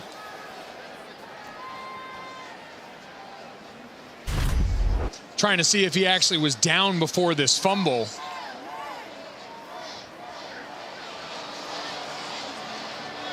Does that elbow go down? That left elbow is the one in question. Does that left elbow come down before the ball comes out? Either way, it's going to be 4th down for Marshall. Just depends where they're going to have the ball. And again, was the ball coming out too? That's the question as well. And again, ruling on the field was a fumble. I think that ball was getting jostled loose before any part of that elbow or his lower leg hit the ground. If the ball is coming out, maybe that angle helps us. Again, we have not seen anything conclusive yet. No, right there, the ball looks like it's already on its way out. That's a tie goes to the runner spot. Rule the fumble on the field. Well, the question is, right there, right before that left elbow comes down, if the ball is coming out, and it appears to be coming out as that left elbow comes down, this is going to be hard to overturn. That's a great rip by Amos on that one, too. Normally, when you're coached on defense, it's the second guy in goes for that rip, but he sees the ball in that inside arm, understands you've already got the running back backpedaling and takes a swipe at it. That's a heads-up play. Marshall held under 200 yards on the day. The ruling on the field stands. 4th down. Yeah. So 4th down, Marshall will have to punt, and Louisiana has bottled up this Marshall offense with the exception of a couple of big plays by Ali. This was a top 10 offense entering play, one of the best on the ground in terms of rushing touchdowns. Louisiana came in with a top 11 scoring defense, and now Lefevre will punt from his own end zone. Guerrer waits at midfield. Louisiana had 4 blocked kicks this season. Guerrer fields it on a couple of bounces. And outstanding starting field position for the Ragin Cajuns after a 43-yard punt. Levi Lewis and the O back to work.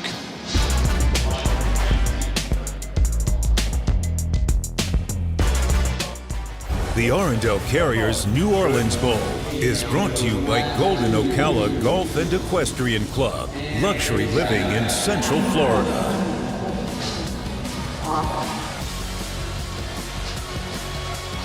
I hate you guys, by the way. Number one, Taylor and Mike decided, hey, let's wake up real early on a day we've got a late game. Let's go running around the Superdome. Let's take part in yoga. By the way, Taylor, how impressed were you with Mike's yoga skills? He was by far the best of the group. Beyond impressed. I was wondering if his mom used to take him to yoga classes as a kid because his talent level was up there. I mean, you got to know how to do those poses, and Golic, you knew. Spent a lot of time on the mat during the pandemic, my friends. The best part of that, though, was the intermission between running and yoga. We had about an hour and a half to kill. And Mike, as he does every week with our crew on the road, managed to find a clutch donut spot where you had maybe the biggest cinnamon roll we've ever seen. Listen, I'm like a bloodhound when it comes to finding carbs, and we found a cinnamon roll about the size of my head here. You and Taylor, valiant effort picking at that thing, and I came in to shoulder the load. So we were running at 8 a.m., cinnamon roll at 9 a.m., namaste at 10 a.m. Screen pass, and that was thrown behind the line of scrimmage, so there's no pass interference. Intended for Bailey. It'll bring up 3rd down. It's a great job by Taekwon's legs. One of the few big bodies on this defensive line, 6'3", 320 pounds. but understanding in that situation and now setting them up for those lighter pass rushers to get back on the field for Levi Lewis, who's going to have to make someone miss and extend the play again. Marshall showing blitz. Louisiana started 4 for 4 on third downs, 0 for 8 since. Play clock down to 2. They just get it off. Here's the pressure. Lewis submerged. Porter and Johnson got there. A Marshall defense that has now racked up 40 sacks on the season. And Anish, they saw the picture clearly. They used the double cadence to get a look at the blitz that was coming from Marshall. You had max protection on here. Look at number 87, Neil Johnson, the tight end, goes bailing out inside here and cuts off the running back. So now the timing of this is messed up. And you get a player coming from that opposite side here. If you see it like that on a double cadence, you've got to be able to execute. 7 TFLs for Marshall. This is a really good punt by Burns. That'll flip the field. Johnson slips a tackle, turns upfield, and out of bounds across the 35. And that was out kicking the coverage just a little bit, and a nice individual effort by fast Willie Johnson. A 25-yard punt return.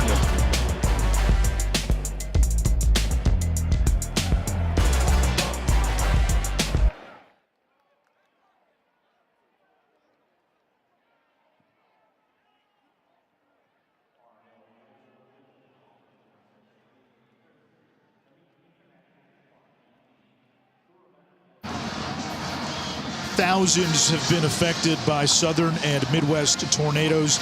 If you would like to help, please visit redcross.org/ESPN to help the Red Cross respond and help people recover from this disaster.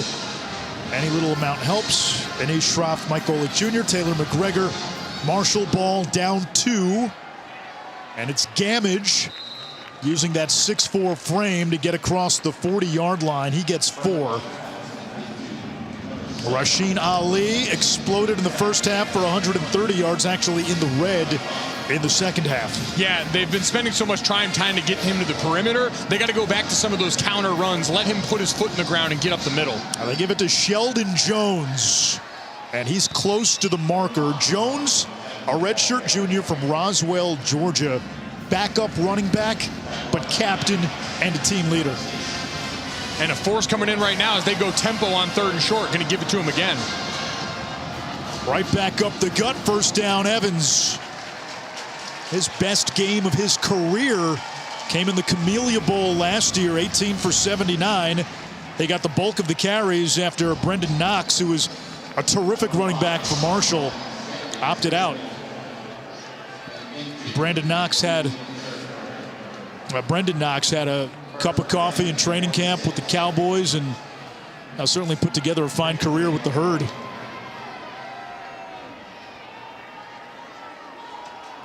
Ali back in there, plus territory for the Herd. Gamage in motion. Willie Johnson has the 40, still going down the sideline. And out of bounds. A flag at the end of the play.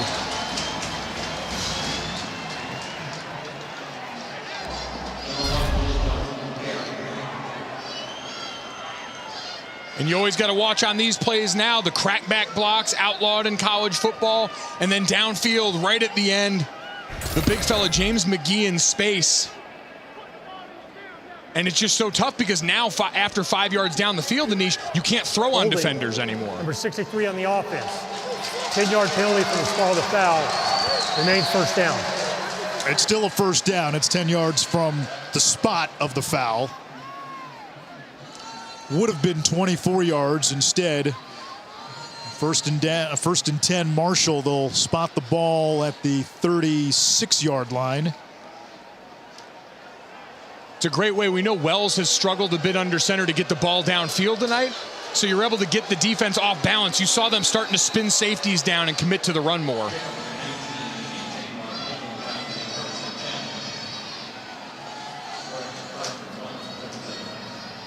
On first down, here's Gamage. They need to reset the sticks, which are wrong on the field as we have extracurriculars. And now they'll move the chains to where they need to be. Thought we were going the other way for a second, Yeah. so now it'll be second down, but got a little fresh over at that Marshall sideline. I guess what they're saying is the previous play was 3rd and short. So now it'll be 1st down and 10, and Ali takes it inside the 30. That play was snapped with the ball about a yard behind what the sticks had as the line to gain. You heard the officials say it was still a 1st down. Clearly it wasn't. So some issues with the chains, and I don't know if anybody's caught on down on the field. No, because it was listed as 1st down on that play, too, when they ran it, and then you get back up after that run and still had it as 1st down.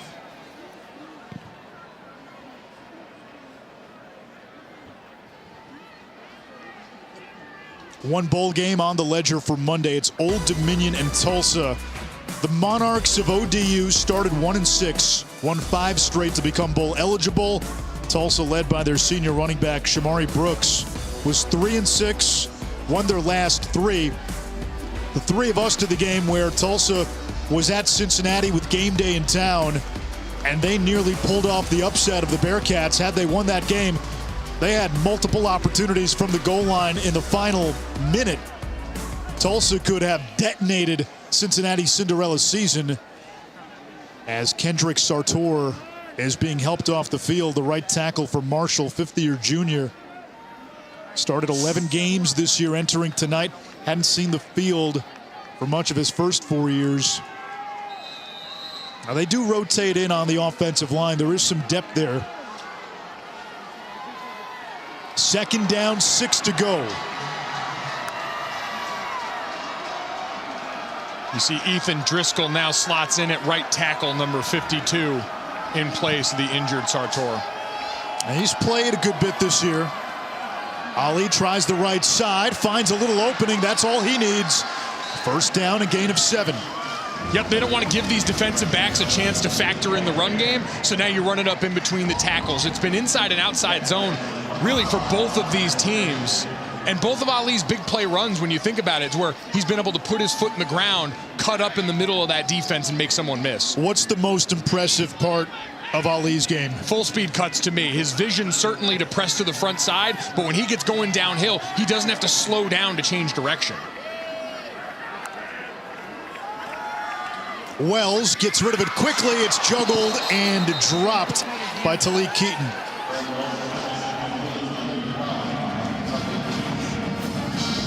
If you're not Rasheen Ali or Corey Gamage tonight, the ball is lava. This Marshall offense has been isolated to those 2 guys specifically. You credit Tim Cramsey, the offensive staff, and Coach Huff for finding creative ways to disguise it, but knocking on the door, you're going to have guys step up here. Wells, Manak got a hand in there, 3rd down and 10. Chauncey Manak is just a human tempest. If he is near the play, there's going to be disruption. And this is the spot. When we asked this coaching staff and we asked Wes Neighbors, the defensive coordinator, when's he at his best? It's 3rd and long, getting a chance to pin his ears back and go after the quarterback. He was a former ESPN 300 recruit who began his career at Georgia. Ali on the draw. Inside the 15, dives inside the 10. 1st and goal, Marshall. Ali again, up to 147 yards rushing. It just unbelievably smooth, and now they're up to the line, getting ready to snap it again here. You saw Louisiana almost get caught with 12 on the field. Sheldon Evans now bouncing to the outside and brought down.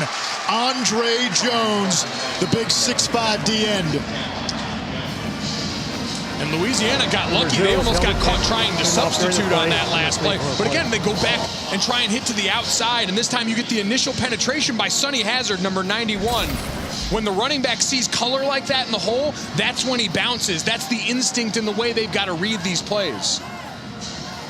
Jaquan Nelson comes into the game, a little more girth. 6'3", 290. 2nd and goal.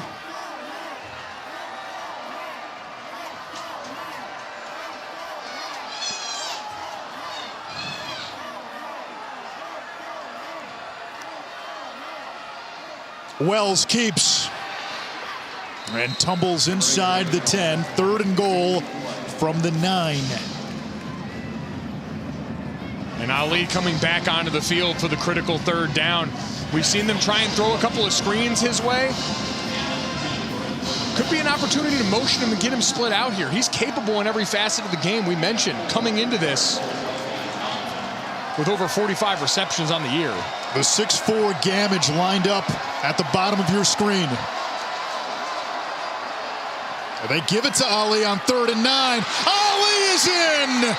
His 3rd touchdown of the game.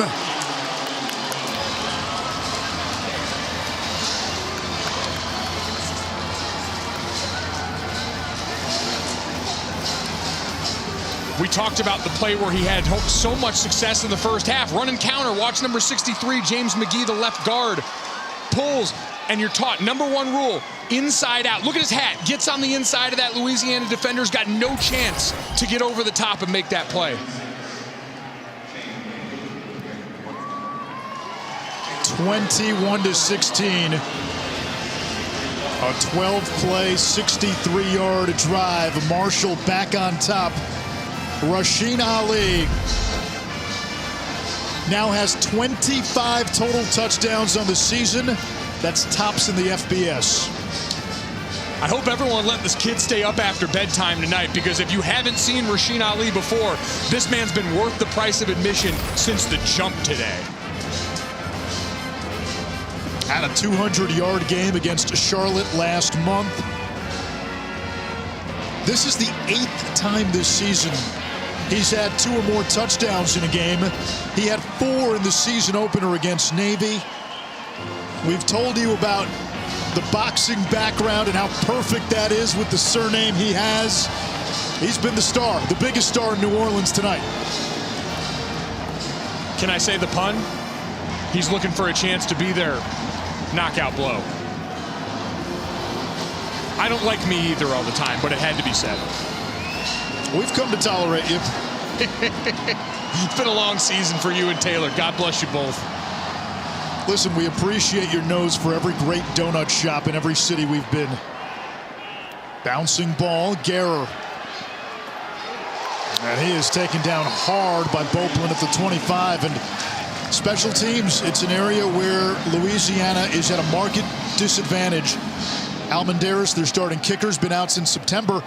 And with Chris Smith, who was their leading rusher, he's also an ace on special teams, who's a potential house call for you, one of the most dangerous return men in the country. So you miss him in 2 areas tonight. I will say, you miss those big play opportunities. I give these guys a lot of credit who have stepped in, especially on a lot of these knuckleballs, these dribblers. They've saved extra yardage by being able to field these clean off the ground and prevent maybe 10, 15 yards of lost field position from happening in a lot of these special team spots. Play clock down to 2. Levi Lewis gives it to Montrell Johnson. Eli Neal the first to get there. A flag is down. Yeah, he got him on the face mask. Might be Porter. Been active in the backfield all night for Porter, but yeah, he knows it.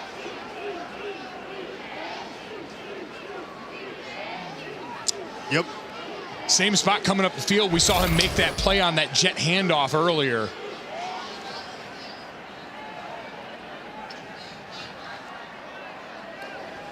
Personal foul, face mask, number 55 of the defense. 15-yard penalty, automatic first down. That's tough for Marshall. Right now, if you're Marshall, you have been neutralizing this offense. After the first 2 drives, Louisiana's been pedestrian at best on offense. 5 3-and-outs, 0 for 9 on 3rd downs after those first 2 drives. Yeah, it's been ugly. We talk about the aggressiveness they want to show, but Michael Desormeaux really growing into that role of the play caller for the first time in his career here. Lewis to the outside. And it's Stevens, the TCU transfer, across midfield. A gain of 13, a first down. 3 catches now for John Stevens. Little tempo now in the final 20 seconds from Louisiana. Montrell Johnson trying to get away from Porter. He does, but Porter had help. Kobe Cumberlander with the TFL, and Marshall, really since those first two drives, they have been paying rent in the backfield. Porter has been outstanding today. We talked they're undersized, but you see 55 in green fired up to end this quarter, heading to the fourth. It's the end of the third quarter. We got a good one in the Big Easy. Marshall with a 5-point lead on Sunbelt champion Louisiana through 3.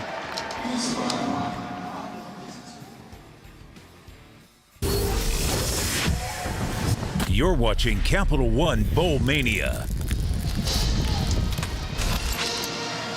Fourth quarter in New Orleans, R&L Carriers New Orleans Bowl. Marshall leading Louisiana by 5. The Ragin Cajuns ride in on a 12-game win streak. It's second and long. Fourth quarter scoring, Louisiana plus 32 this year. Marshall in the red.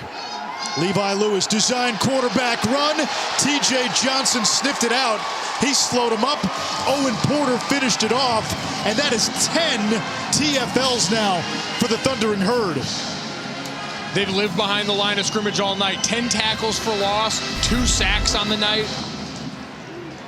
A lot of twist action up front here, knifing down TJ Johnson, one of the guys that's had to step up with all of the bodies missing. 3 defensive linemen in that front out tonight. What is the adjustment Michael Desormeaux has to make in his play calling? It's got to be a little bit more misdirection and mixed in with what we saw work on the last drive. Go right at him up the gut.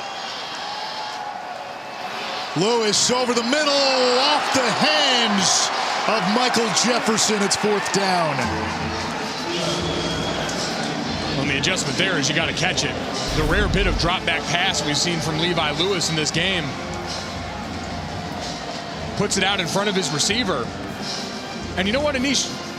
This offense has looked a little stagnant. We talked coming into this game.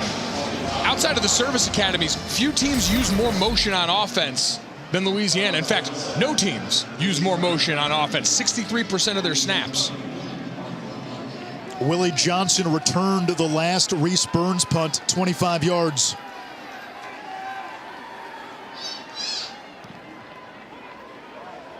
Fair catch, made, and a flag comes in. That's going to be kick catch interference, and Johnson is down. And that's Jaron Wilson came in, and that was an easy call for the officials. And you hope Willie Johnson is okay. He is shaken up. And that's likely going to be an ejection for targeting on that play. I'd imagine they're going to take a look at that pretty soon. And Jaron Wilson's probably not going to be playing any more football today. And remember, if he's ejected in this game, then the first game of next season, he would miss the first half of that one. And that Marshall sideline, understandably fired up right now. That's cheap. You see clear fair catch signal right there, and he still lays him out. That's dirty. The refs are going to have to get this one under control, because if I'm on Marshall, I'm going out there looking for action after this. And that is clear targeting. You have a defenseless player. Forcible contact to the neck and head area. Clear as day with a launch. Yeah, there's another personal foul coming on this drive too, because the jersey's in green on that sideline right now. It's like a hornet's nest over there. Yeah, you can tell, and understandably fired up. Yep. Fired up in the booth right now. If you saw that happen to one of your teammates out there, that next drive, you're letting everyone know, especially as he's still down right now. Interference with targeting, number 22 of the kicking team, 15-yard penalty. The previous play is under further review. Replay has to confirm all aspects of targeting. That shouldn't be hard, but let's call that what it was. That was a cheap shot. Yeah, that was a dirty play. And you're happy to see the young man from Marshall getting up after that one. Could have been a lot worse. Calling for the fair catch, supposed to be protected through all that. And you see this Marshall sideline getting rallied now. Coach Huff's letting them know, they came after one of your own, so we're going to respond in kind. But you've got to do it between the whistles and make sure we don't cost ourselves yardage on this with a dumb penalty. There's a way to get back for your teammate. It's not getting more laundry on the field. There has been more than a few elements of chippiness tonight. Yeah, they're fired up in this one. Everyone understands the opportunity for Louisiana. We mentioned, you roll in here with 12 wins. You're playing in the Superdome. It matters a lot. And Marshall, they're trying to go out on a high note here. Their first year with Coach Huff, they lost 2 of their last 3. It's also a chance for Marshall to show what they can do against the best team in the Sun Belt, a conference they will be joining no later than the fall of 2023. Everyone understands that Louisiana knows they got the new kids on the block showing up here. They think they're going to show them what's up, and instead we get this. After further review, the ruling of targeting by number 22 is confirmed. Number 22 is disqualified. That's not a surprise.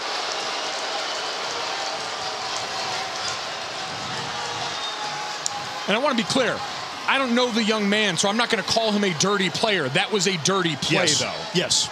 There is a distinction to be made there, but there's no reason for that to happen. And again, you see, clear signal for the fair catch there. He eyes it up the whole way. Yeah, he sees that. He sees the signal. He makes the hit. And he gets to stay on the sideline with targeting. He's disqualified, not ejected, so he doesn't have to leave the field. But so Marshall will have the ball at the 33-yard line. Offensively, the Thundering Herd, it's really been a two-man show. It's been Ali on the ground. It's been Gamage in the receiving game. And I think you take a shot at Gamage now. A lot of aggressiveness on the field. See if you can get him to bite on that double move. Gamage lined up all the way at the top of this formation, one-on-one. Now, the one thing now, if you're the officials, you want to make sure this stays between the lines. And you got to watch out. You don't want this to turn like the Military Bowl did last year.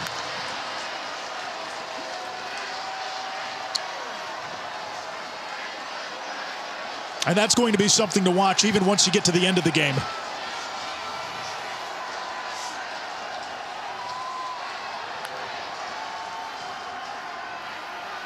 Wells looking for Gamage. And he's going to be marked for a loss of a yard. Guerrer was right there with him step for step.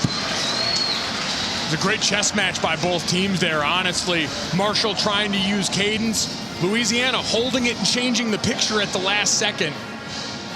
Getting the Herd to throw one underneath, knowing they were going to have guys rallying to tackle. 8 catches for Gamage to match a career high. Rasheen Ali broke 1 tackle.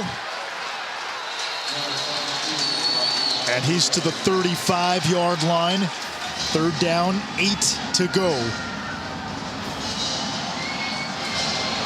And you're seeing a lot of subs come on the field for Louisiana right now. That sideline's fired up now for the chance to respond. They got all their pass rushers on the D-line here. Remember, 17, Chauncey Manak, the guy to watch on the left side. This may be against Louisiana. Trey Amos on the far side, the cornerback, looked to jump and make contact. Offside defense, number 21. 5-yard penalty. Remains 3rd down. No idea how that happens. You're watching the man. He's looking inside right here, trying to key on something else, looking in the backfield. He knew it right away. So 3rd and 8, now a manageable 3rd and 3.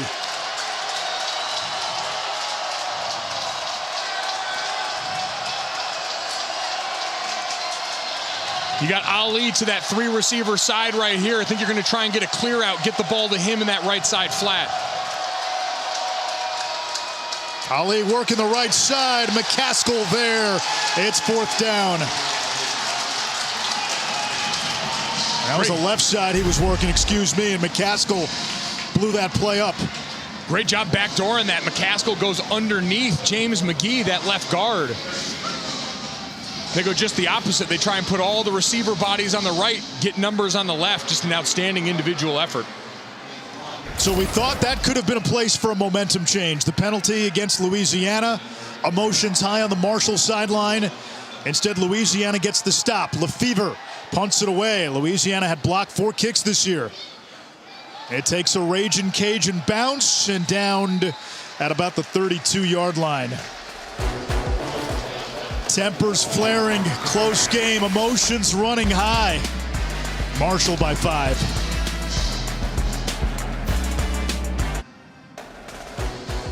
You're watching the Arndale Carriers New Orleans Bowl as part of Capital One Bowl Mania.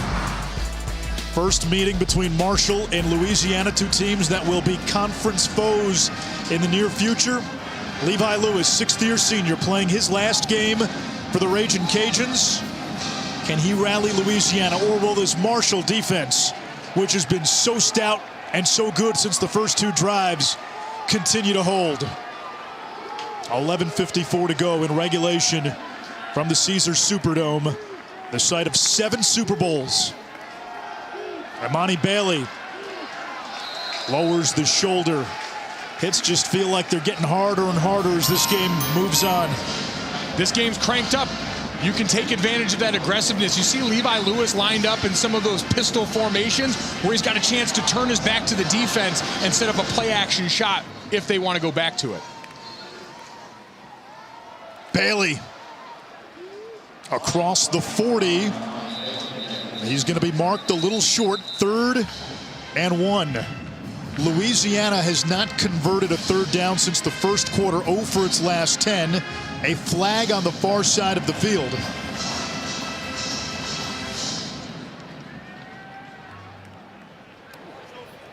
Offsides, number 5 of the defense lined up in the neutral zone.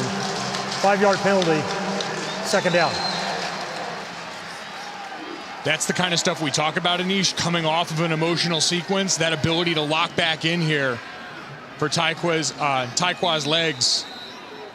And that's just a discipline moment right there. He's a D tackle. He's lined up right over the football.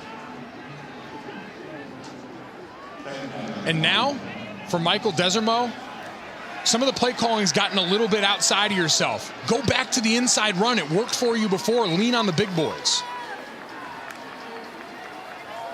There it is. It's Bailey. First down, Louisiana. Needed about a half yard. Got 1.5. You mentioned the hits, man. Brian Cavalcante coming from the backside. Bailey's helmet came off, so by rule, he's got to go to the sideline for one play. Montrell Johnson, freshman of the year in the Sun Belt, enters at running back. Outside of Levi Lewis, the backs have had a hard time gaining traction against this Marshall defense. They have. This is the look, by the way. If you want to go for the play-action shot, you got John Stevens singled up at the top. Lewis, downfield. Incomplete. He wanted Stevens. It was a 2-man route. Ruling on the field is and an incomplete Stevens pass. just could not hold down. on. Impressive acrobatics on the catch. He had that ball almost between his legs for a couple of minutes on that, but never maintained possession of it here. That's clearly incomplete. See the ball just a little behind him. Yeah, never quite had it, never completed the catch. Good call. Incomplete, 2nd and 10. Stevens, 3 catches today, had 10 on the season entering the game.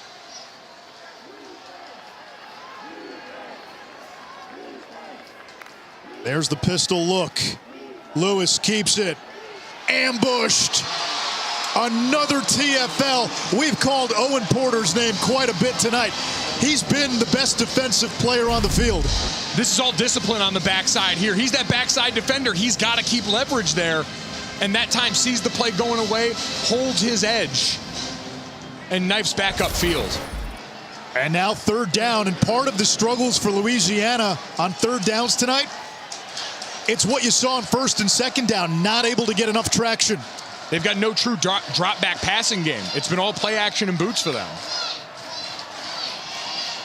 Lewis pumps. Going deep downfield. He's got a receiver. It's caught. Michael Jefferson, the Alabama State transfer. Their big play guy. Good for 48. And we see again, as they've done all night, Levi Lewis in this line getting up there, want to operate with tempo. When you've struggled in the red zone, try and catch the defense slipping. Bailey lowers his head inside the 10. The red zone is where Louisiana has struggled. You see that slant and go straight up right there. We got a flag down on the field right now. Just an outstanding job by Levi Lewis dropping that in. Now the penalty marker right at the goal line.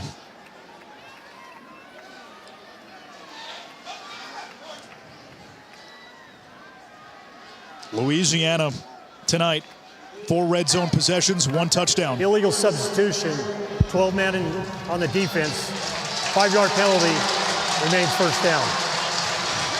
They're gassed on the defensive side right now. You saw a lot of hands on hips out there. We've talked about time of possession starting to add up all night. Almost 31 minutes against just 19 minutes and 55 seconds for Marshall. Lewis chasing the career passing yards record as well.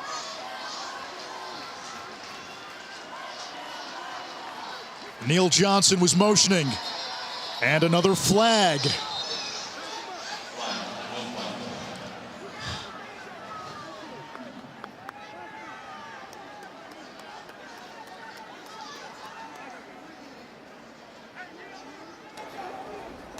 False start on the offense. All 11 players not getting set prior to the snap. 5-yard penalty, remains first down. Okay, so there we go. Back to first down and 10.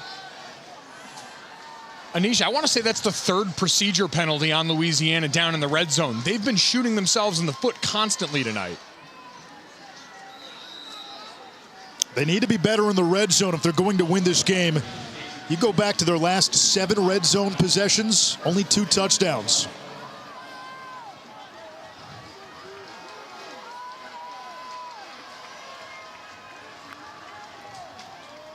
Lewis rolling to his left, chased, and he's got to throw it away. Marshall's blitzing the rollout every time. So what does that mean? We see a lot of these design bootlegs in college and the NFL. You send those ends straight up field, get right in his face, so he's got to make a decision quick. So what's the offensive counter if that's what you're anticipating? They hand the ball off the other way. You got numbers on the other side. You've got multiple tight ends over there. You've got to start to have action off that. It's become too obvious a part of your early down passing. Neal Johnson, the big 6'4" tight end in the slot, bottom of your screen. Errol Rogers in motion. Up the middle, they hand it off. Montrell Johnson. Homecoming for him. And he's to the 4-yard line. It'll bring up 3rd down. Louisiana can still get a first down. I was surprised they didn't go with a little tempo there. Would have been a perfect spot for it. You caught him after the big play there. That's a tire group on the other side. That being said, this is another spot. I go right back up the gut. There's no need to worry about this. If you don't get it here, you go for it on 4th down, don't you? Absolutely. Timeout. Louisiana. A timeout. This is the first by timeout Michael of the half. Desormeaux. 8:25 to go. 3rd and 2. Louisiana knocking on the door.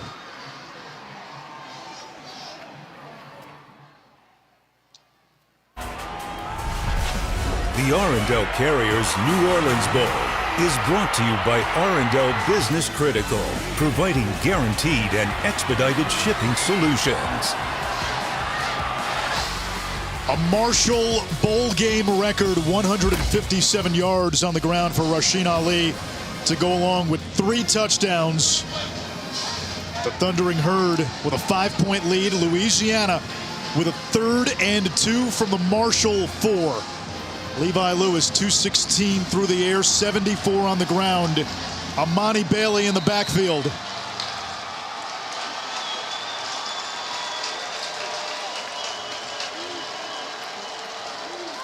Bailey, touchdown, Louisiana.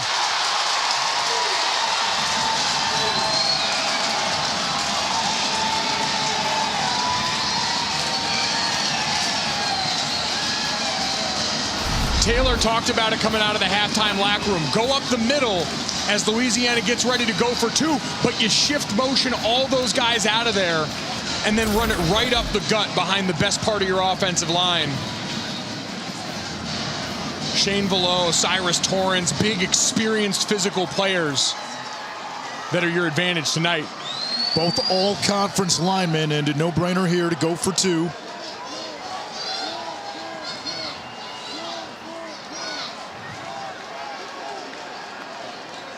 Lewis rolls to his left. Into the corner, incomplete. The conversion fails.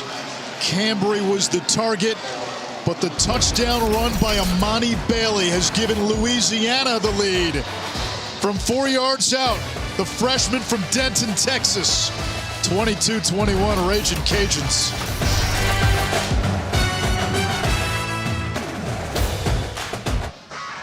Sports Center follows the game. How about Indy stopping the Patriots win streak? Full recap, highlights, reaction from that game. Tiger and his son Charlie take on the field, and Grambling State's Hugh Jackson joins Sports Center. If you haven't seen the videos of Tiger and his son, the cadence, the mannerisms, like father, like son.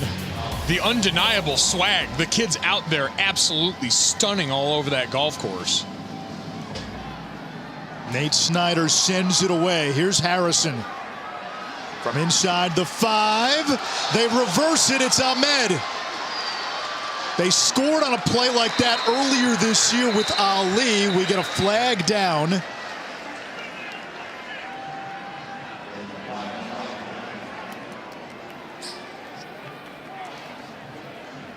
Against App State this year, they scored on a fake kick return reverse. He fakes the fake. He pretends to fake. Holding, number 10 of the receivers. 10-yard penalty, first down. Let's check in with Taylor. This Marshall offensive line coming back onto the field after getting a firm talking to. Their offensive line coach, Eddie Morrissey, kept using the word smart. He said, we have got to play smarter. They're also playing short-handed as Kendrick Zartor has yet to return. He's on the sideline with a boot on his right ankle, guys. All right, thank you, Taylor. Yeah, this is an offensive line. Logan Osborne hurt most of the second half of the season. It's been a reshuffled unit.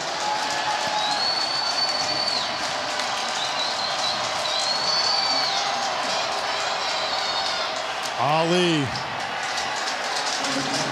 works his way to the 17-yard line for a gain of 3. 160 yards on the ground. The bowl record for this game is 201. Well, and if you're Louisiana on defense, you can sell out to stop him. Grant Wells has 80 passing yards with 7 minutes and 45 seconds left in this game. They've been one-dimensional. Wells looking for Gamage, who makes the catch, erased immediately. If you're Louisiana, you've got to know where the ball is going. It's either going to Ali or Gamage. Ali's got 19 carries for 160. Gamage has 9 receptions. No other Marshall player has more than 1 catch. No, you love to play all that too high as we see some tempo from Marshall struggling to get set. On 3rd and 1. It's Ali. And he's going to be a little short. 4th down. You're deep in your own territory. There's still a lot of time left. You've got 3 timeouts. Do you roll the dice or do you punt? Your defense has played well enough for you to feel comfortable putting in this spot with this much time left. 1-point game. I think the score being what it is, even if Louisiana goes and scores a touchdown, you still have a chance. Touchdown, 2-point conversion. But we've seen Louisiana, they can eat up the clock. They did that early in the game with long drives. Lefever's punt chases Guerra back. And the fair catch made inside his own 30, a 50-yard kick. Marshall will count on its defense once again. 1-point game.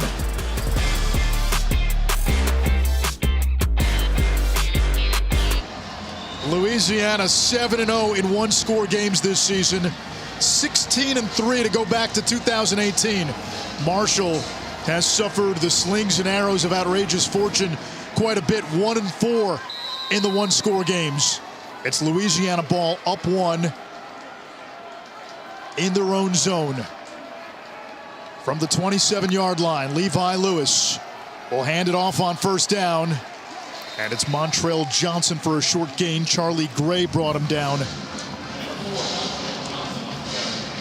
Mike, you mentioned the rollouts with Lewis, all of them coming to the left. We were talking in the break. You said misdirection by Louisiana could get this Marshall defense off track. I just think with how much you've been rolling him out, there's a reverse waiting in there. Now, we know Owen Porter's been disciplined backside, but at some point, you're going to have to take a chance if you're Louisiana once you get towards midfield. Lewis has time. Down the seam. Caught by Jefferson.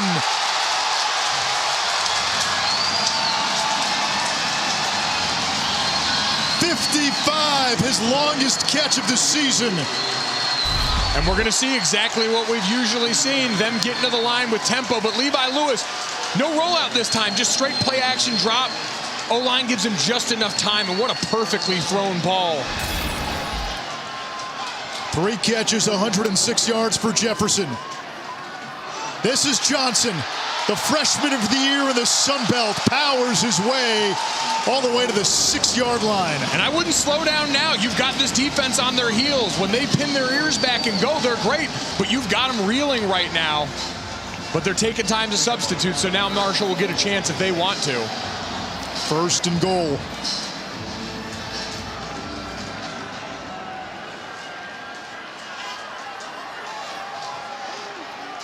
Lumpkin and Meagle, the tight end.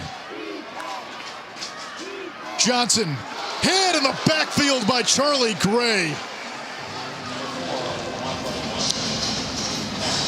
You can see what they were trying to do. They have all the numbers to the left, run it towards the right, but just too slow developing a play for now their 12th tackle for loss on the day.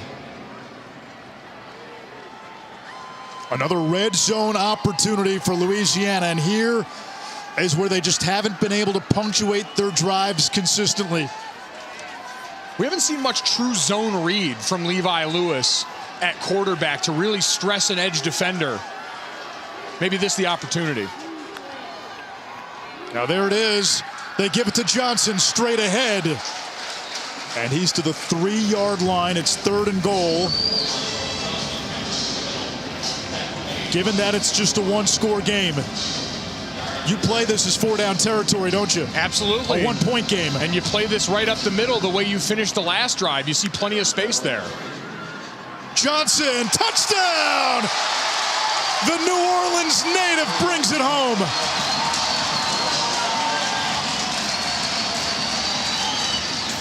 A nearly identical play to the one they ran in the last drive. You see they extend that edge with 2 tight ends to that side. Get a great double team and ride the wave. A young man who played his high school ball at De La Salle, just 10 minutes away. Never got a chance to play in the Superdome, and the Louisiana coaches were telling us it is such a dream for so many of these in-state players to come here and play on this field. Most of them grew up rooting for the Saints, living and dying with the Saints, and a chance to play in this building, it means so much to them. It means so much to Montrell Johnson. Fans tune into the ESPN app for the Capital One post-game immediately following the game.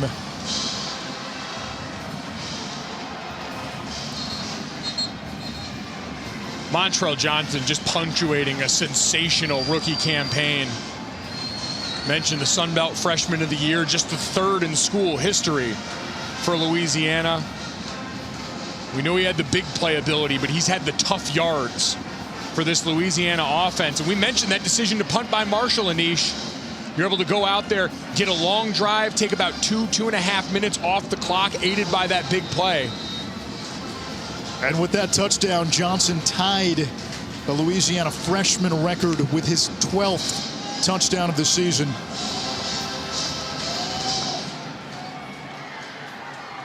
(29-21). Marshall needs a touchdown and a 2-point conversion. 3:54 to go. It's a tempo offense. Plenty of time and 3 timeouts. And the Thundering Herd have it at the 25-yard line.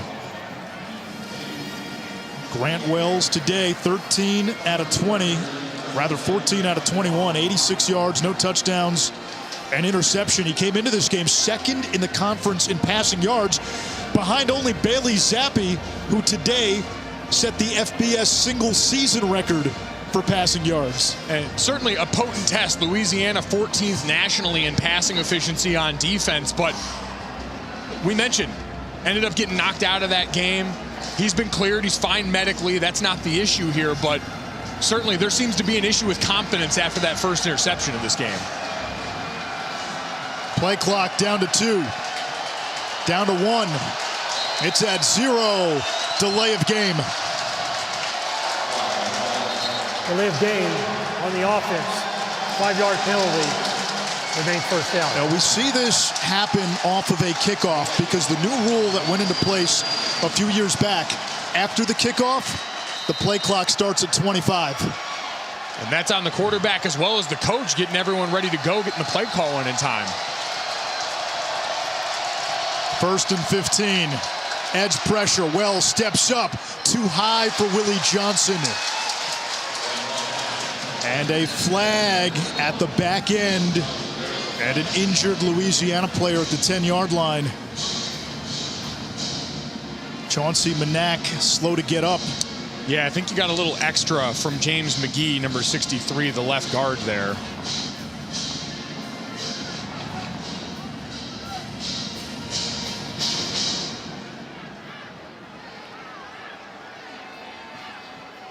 Manak was the closer in the Sun Belt Championship against App State.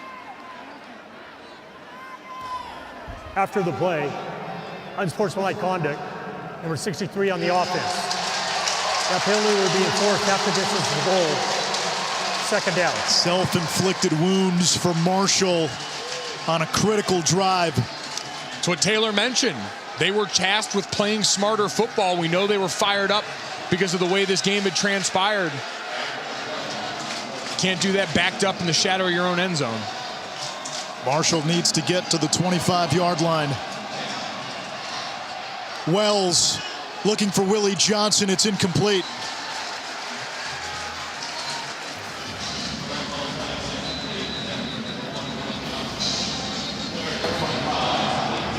Timeout for injury. 3rd and long. Another man down for Louisiana.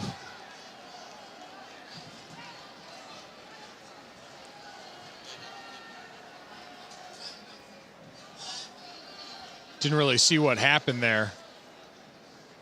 That's McCaskill.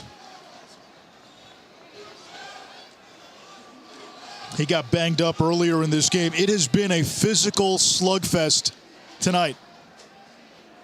And McCaskill, the team's leading tackler, 2-time All-Sun Belt selection. Been through a lot in his career.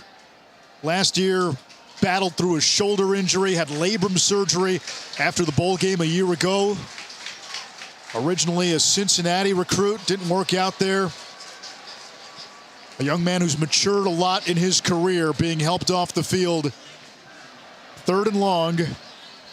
I had said Marshall needed the 25, they needed the 35. Now what do you do here offensively now? It's been Ali, it's been Gamage. Nobody else has really made plays for you offensively. No, and I think you got to try and get Gamage going towards the middle of the field here. It's the one area that's open for business. We've seen them go draw in this spot, but just with so much distance to cover, I think you got to give Wells a chance to win it for you downfield and go right in the middle where they just lost one of their best players.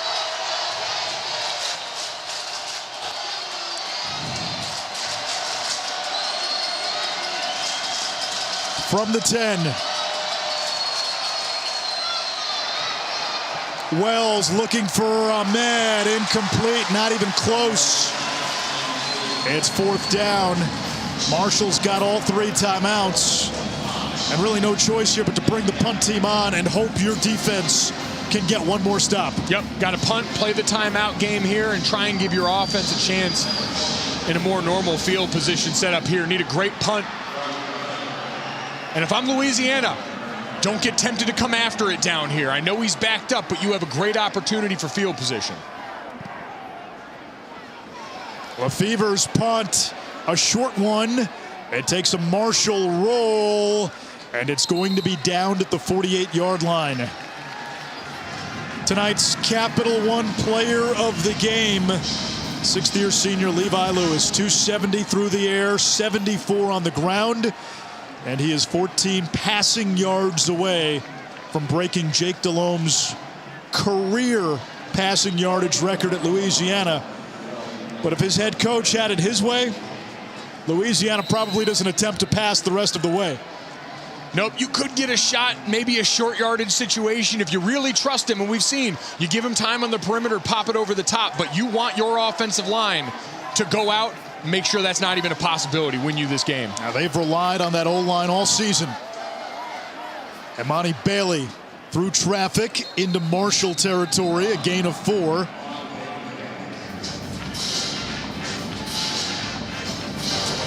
Timeout. An offensive line that featured 3 all-conference selections. 30-second One of them, timeout. Max Mitchell, who graded out as the highest graded tackle in college football per Pro Football Focus, is not playing today, out with an injury. We get a timeout by Marshall. But they feel they have stars in waiting in Nathan Thomas and freshman Cameron Watts. This is a team that had a couple of guys drafted in 2020. Robert Hunt, a second-round pick. Kevin Dotson was a fourth-round pick. They have 2 offensive line coaches. You played O-line. You don't see that very often. No, you don't, but that shows you the attention to the position. They understand the value here, especially as they've built up this program really over the last 4 years. It's been about establishing that in the trenches. I work and get to vote for the Joe Moore Award, the best award for the best offensive line unit in college football. They were a semifinalist again this year. Bailey, he's got a first down and more inside the 40.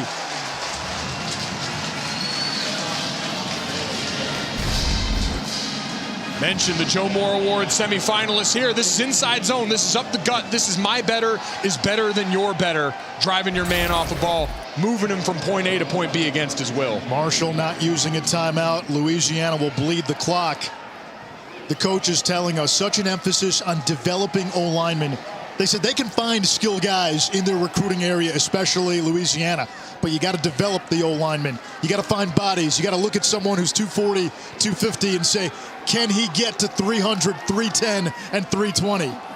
Bailey on the cutback. Slippery run across the 30, about a yard shy of the marker. It's 2nd and 1, and Louisiana can feel it. Now this is a front right now exerting its will and dominance. Again, you go right back to it in the opposite direction. A great job stressing the edge by Imani Bailey. And then just cutting back underneath. They've taken the teeth out of this Marshall defense. And Marshall with no choice here but to watch the clock bleed. 2:05. Bailey's got the first down to the outside.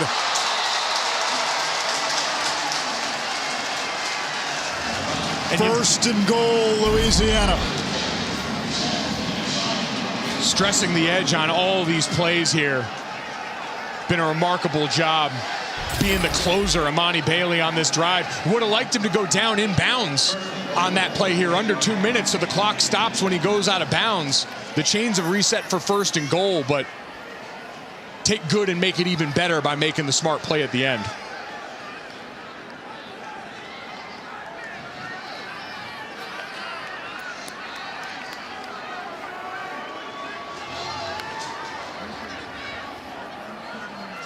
One more time. And Bailey is down to the 2-yard line.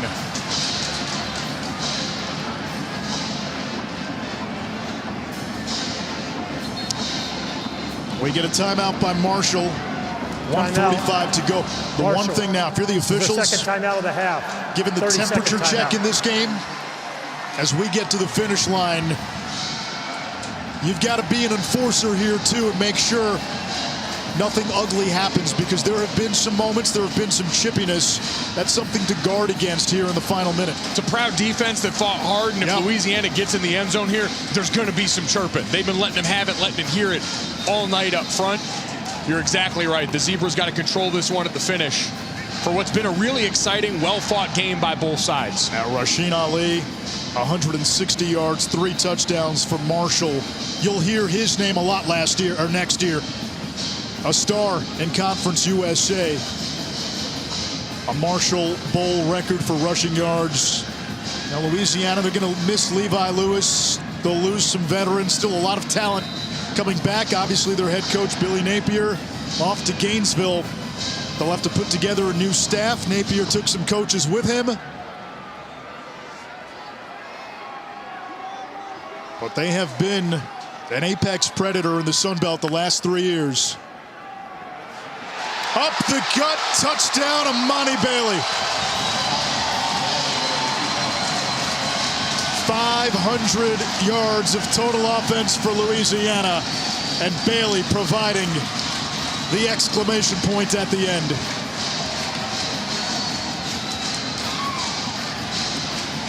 Michael Desormeaux, first game as a head coach. 141 away from 1-0 as the head man at his alma mater. Starting to get exciting on that sideline here. Still 1:41 left in a timeout. Marshall's going to have to put this thing to the test. The extra point is good. 36-21. Now, before you say never, there was an FCS playoff game a few weeks ago between East Tennessee State and Kennesaw State. Similar situation. Had about a couple of minutes left. ETSU was down 2 touchdowns. They score quickly, recover the onside kick, score again, go for 2. They end up winning the game. It's going to take that kind of miracle. But the team that plays here on Sundays, in the biggest game in their franchise history, they did recover an onside kick. They did indeed, and that's why it almost makes sense. Marshall, let them score there on the goal line. You got a minute 45 and a timeout here. There was no sense fighting that fight down there, and now you've got to leave it up to that here. I think ESPN had the win probability in that ETSU win at 0.4%. So stranger things have happened. Right, we saw the Avengers come back from longer odds. 14,605 Anish. All you need's one.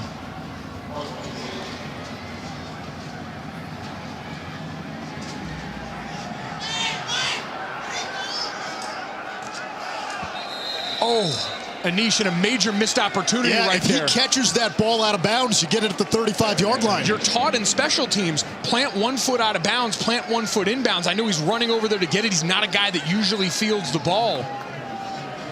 But you got to be aware for the mortar kick there. You could have gotten extra yards for your team. Now the question is, did he? Because they're moving the chains up, so if... Nope, they're moving it up to the 25-yard line where it was fair caught. Yeah, if you catch that ball out of bounds, it is a dead ball because that ball and possession is never established in bounds, so it's the same as a kick out of bounds. Wells will throw. He's got Ahmed, who gets out of bounds near the 40-yard line, 1:35 to go. Marshall has 1 timeout. You're going to see 2 and 3 safeties back for Louisiana. Keep everything in front of you right now. And this is an opportunity for Chauncey Manac, who ended the Sun Belt Championship for them, to go ahead and try and put this thing on ice.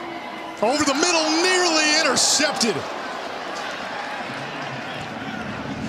Pedesclo had it, went right off of him. The receiver never saw it coming. No, it was Xavier Gaines again, a ball behind him by Wells. You got to keep these balls on the perimeter. Wells over the middle. It's clear they've gone away from that passing attack after that interception. It's got to stay on the outside right now, or else this game's going to be over before you've got a chance.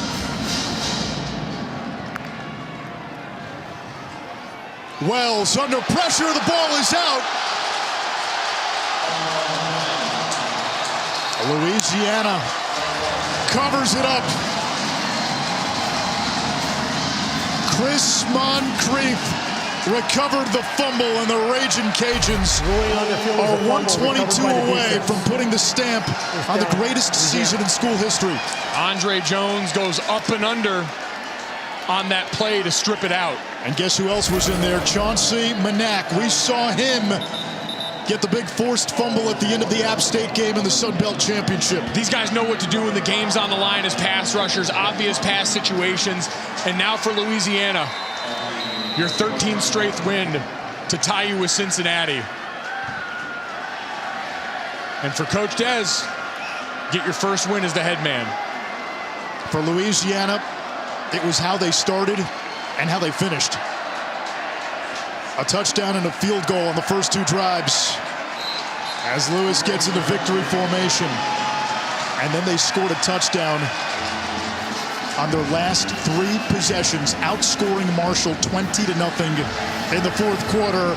And a well-deserved bath for Michael Desormeaux, about to be 1-0 as a head coach, leading Louisiana now into this next era with Billy Napier having moved on to Florida. And so much credit to the players on this staff. As we talked to some of the coaches, as we talked to Tim Leger, their offensive coordinator, he said these guys just wanted to know what was up next. They got the news on Tuesday and were ready to go back to work on Wednesday. They have won a lot of football games, these players in this locker room, and that culture is what they wanted to preserve and keep intact with Michael Desormeaux. Desormeaux said this team stayed together more than any other team I've been a part of. 13 straight wins to close the season. The end of a season, the start of an era for Michael Desormeaux. And Louisiana has just put together a 13-1 season, the best in program history. And for Levi Lewis, just an unbelievable leader as all this change goes on. Different guys out there. We talked about all the bodies that were missing on offense and on defense in the receiving core for Levi Lewis, and he stepped up and made some of the biggest shot plays of this game. Great deep passing, something he identified this offseason and wanted to work on, ends up being a reason why they're victorious today. Yeah, the two deep throws to Michael Jefferson changed this game. They set up Louisiana touchdowns. Marshall's Rasheen Ali was a star in his own right, but Louisiana closes with a 20-0 fourth quarter. The Ragin Cajuns end the season with a 13th win. They'll take a 13-game win streak into 2022. SportsCenter is next on ESPN.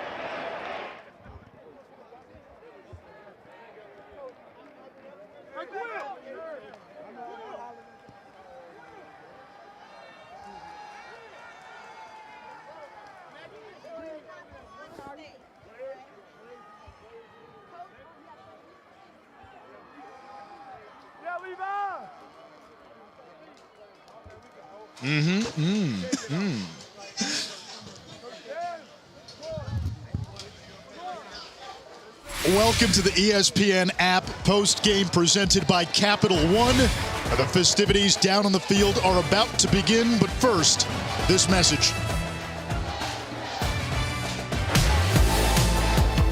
Some things can't be tried at home.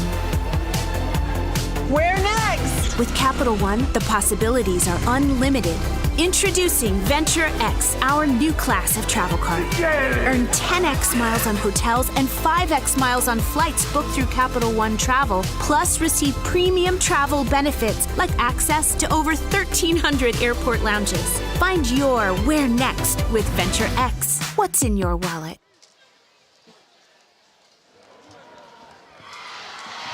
We take a look at tonight's Capital One rewarding performance. The sixth-year senior, Levi Lewis. What a way to close the book on an unbelievable career. 38-4 as a starter. He did it through the air. He did it with his legs. He wanted to work on the deep ball the last 2 years. It was the deep ball that came through down the stretch for Louisiana. He helped them shut the door when this team had stalled offensively in the red zone. You ended up with a quarterback 74 yards on the ground, was able to take the bite out of this Marshall defense that was getting behind the line of scrimmage. He sent it downfield and made the big plays when it mattered most.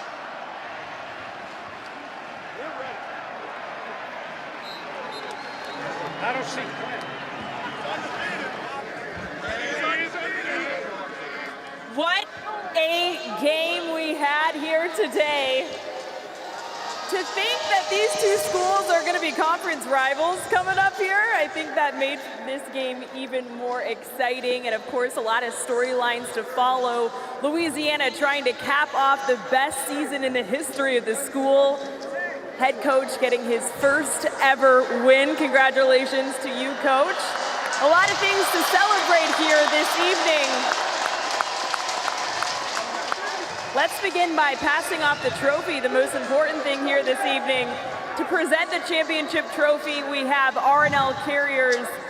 We welcome the executive director, Billy Ferranti, of the R&L Carriers New Orleans Bowl. I'll let you do the honors, Billy. Coach, congratulations on a great and first win. And with that, on behalf of the executive committee of the New Orleans Bowl and R&L Carriers, it's my pleasure to present you with the 2021 New Orleans Bowl Championship Trophy.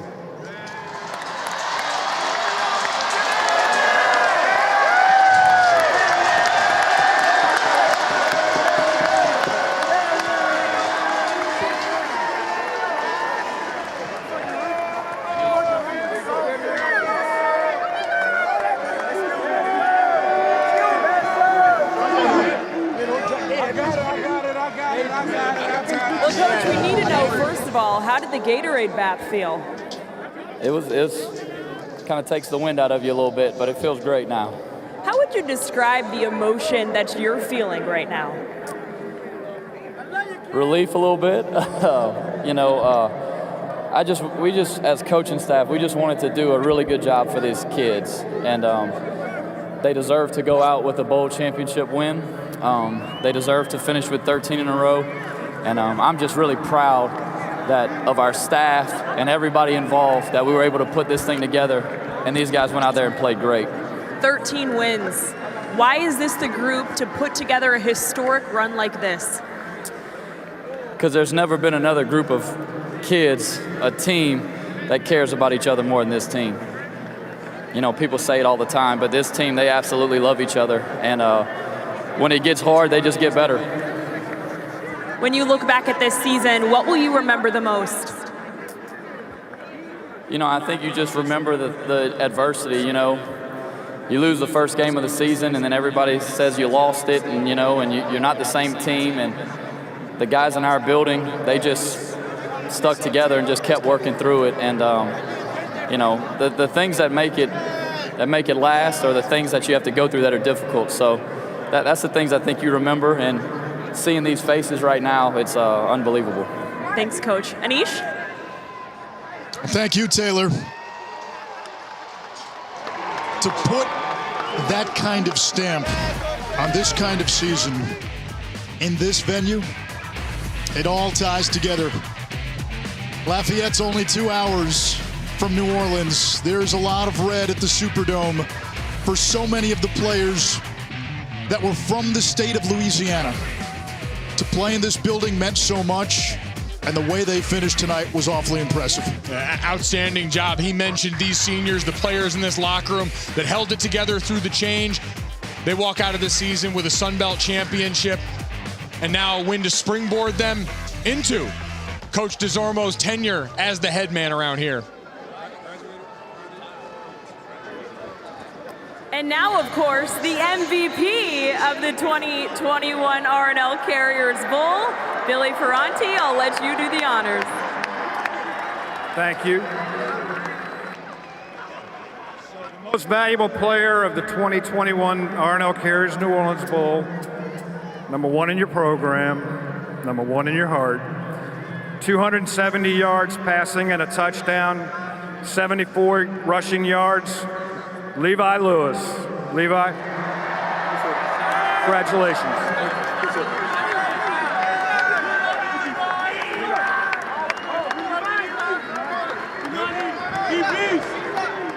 Levi, you told me this week that you got really good at running and scrambling because in Little League your offensive line wasn't very good. You can thank a great offensive line here now, but what do you have to say to what your team means to you and what you guys have done all year long?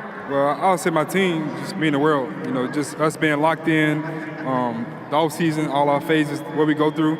We just built a great brotherhood, and what we go through, the unseen hours with our staff, everybody does extra work. I want to say thank you, and this right here means the world to us.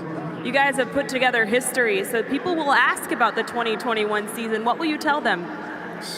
Special team. It's a special team, people that got it done, players, everybody locked in. Just want to just big congratulations to all our people, you know, that's not getting these awards right now. I just want to say thank y'all. We talked about the culture and what makes Louisiana special. How would you describe the culture to people who aren't involved in it day in and day out? If you're not involved in it, you just wouldn't know. But if you go through identity phase with us, you'll know. You'll know. What does it mean to you to walk away as the MVP of this game?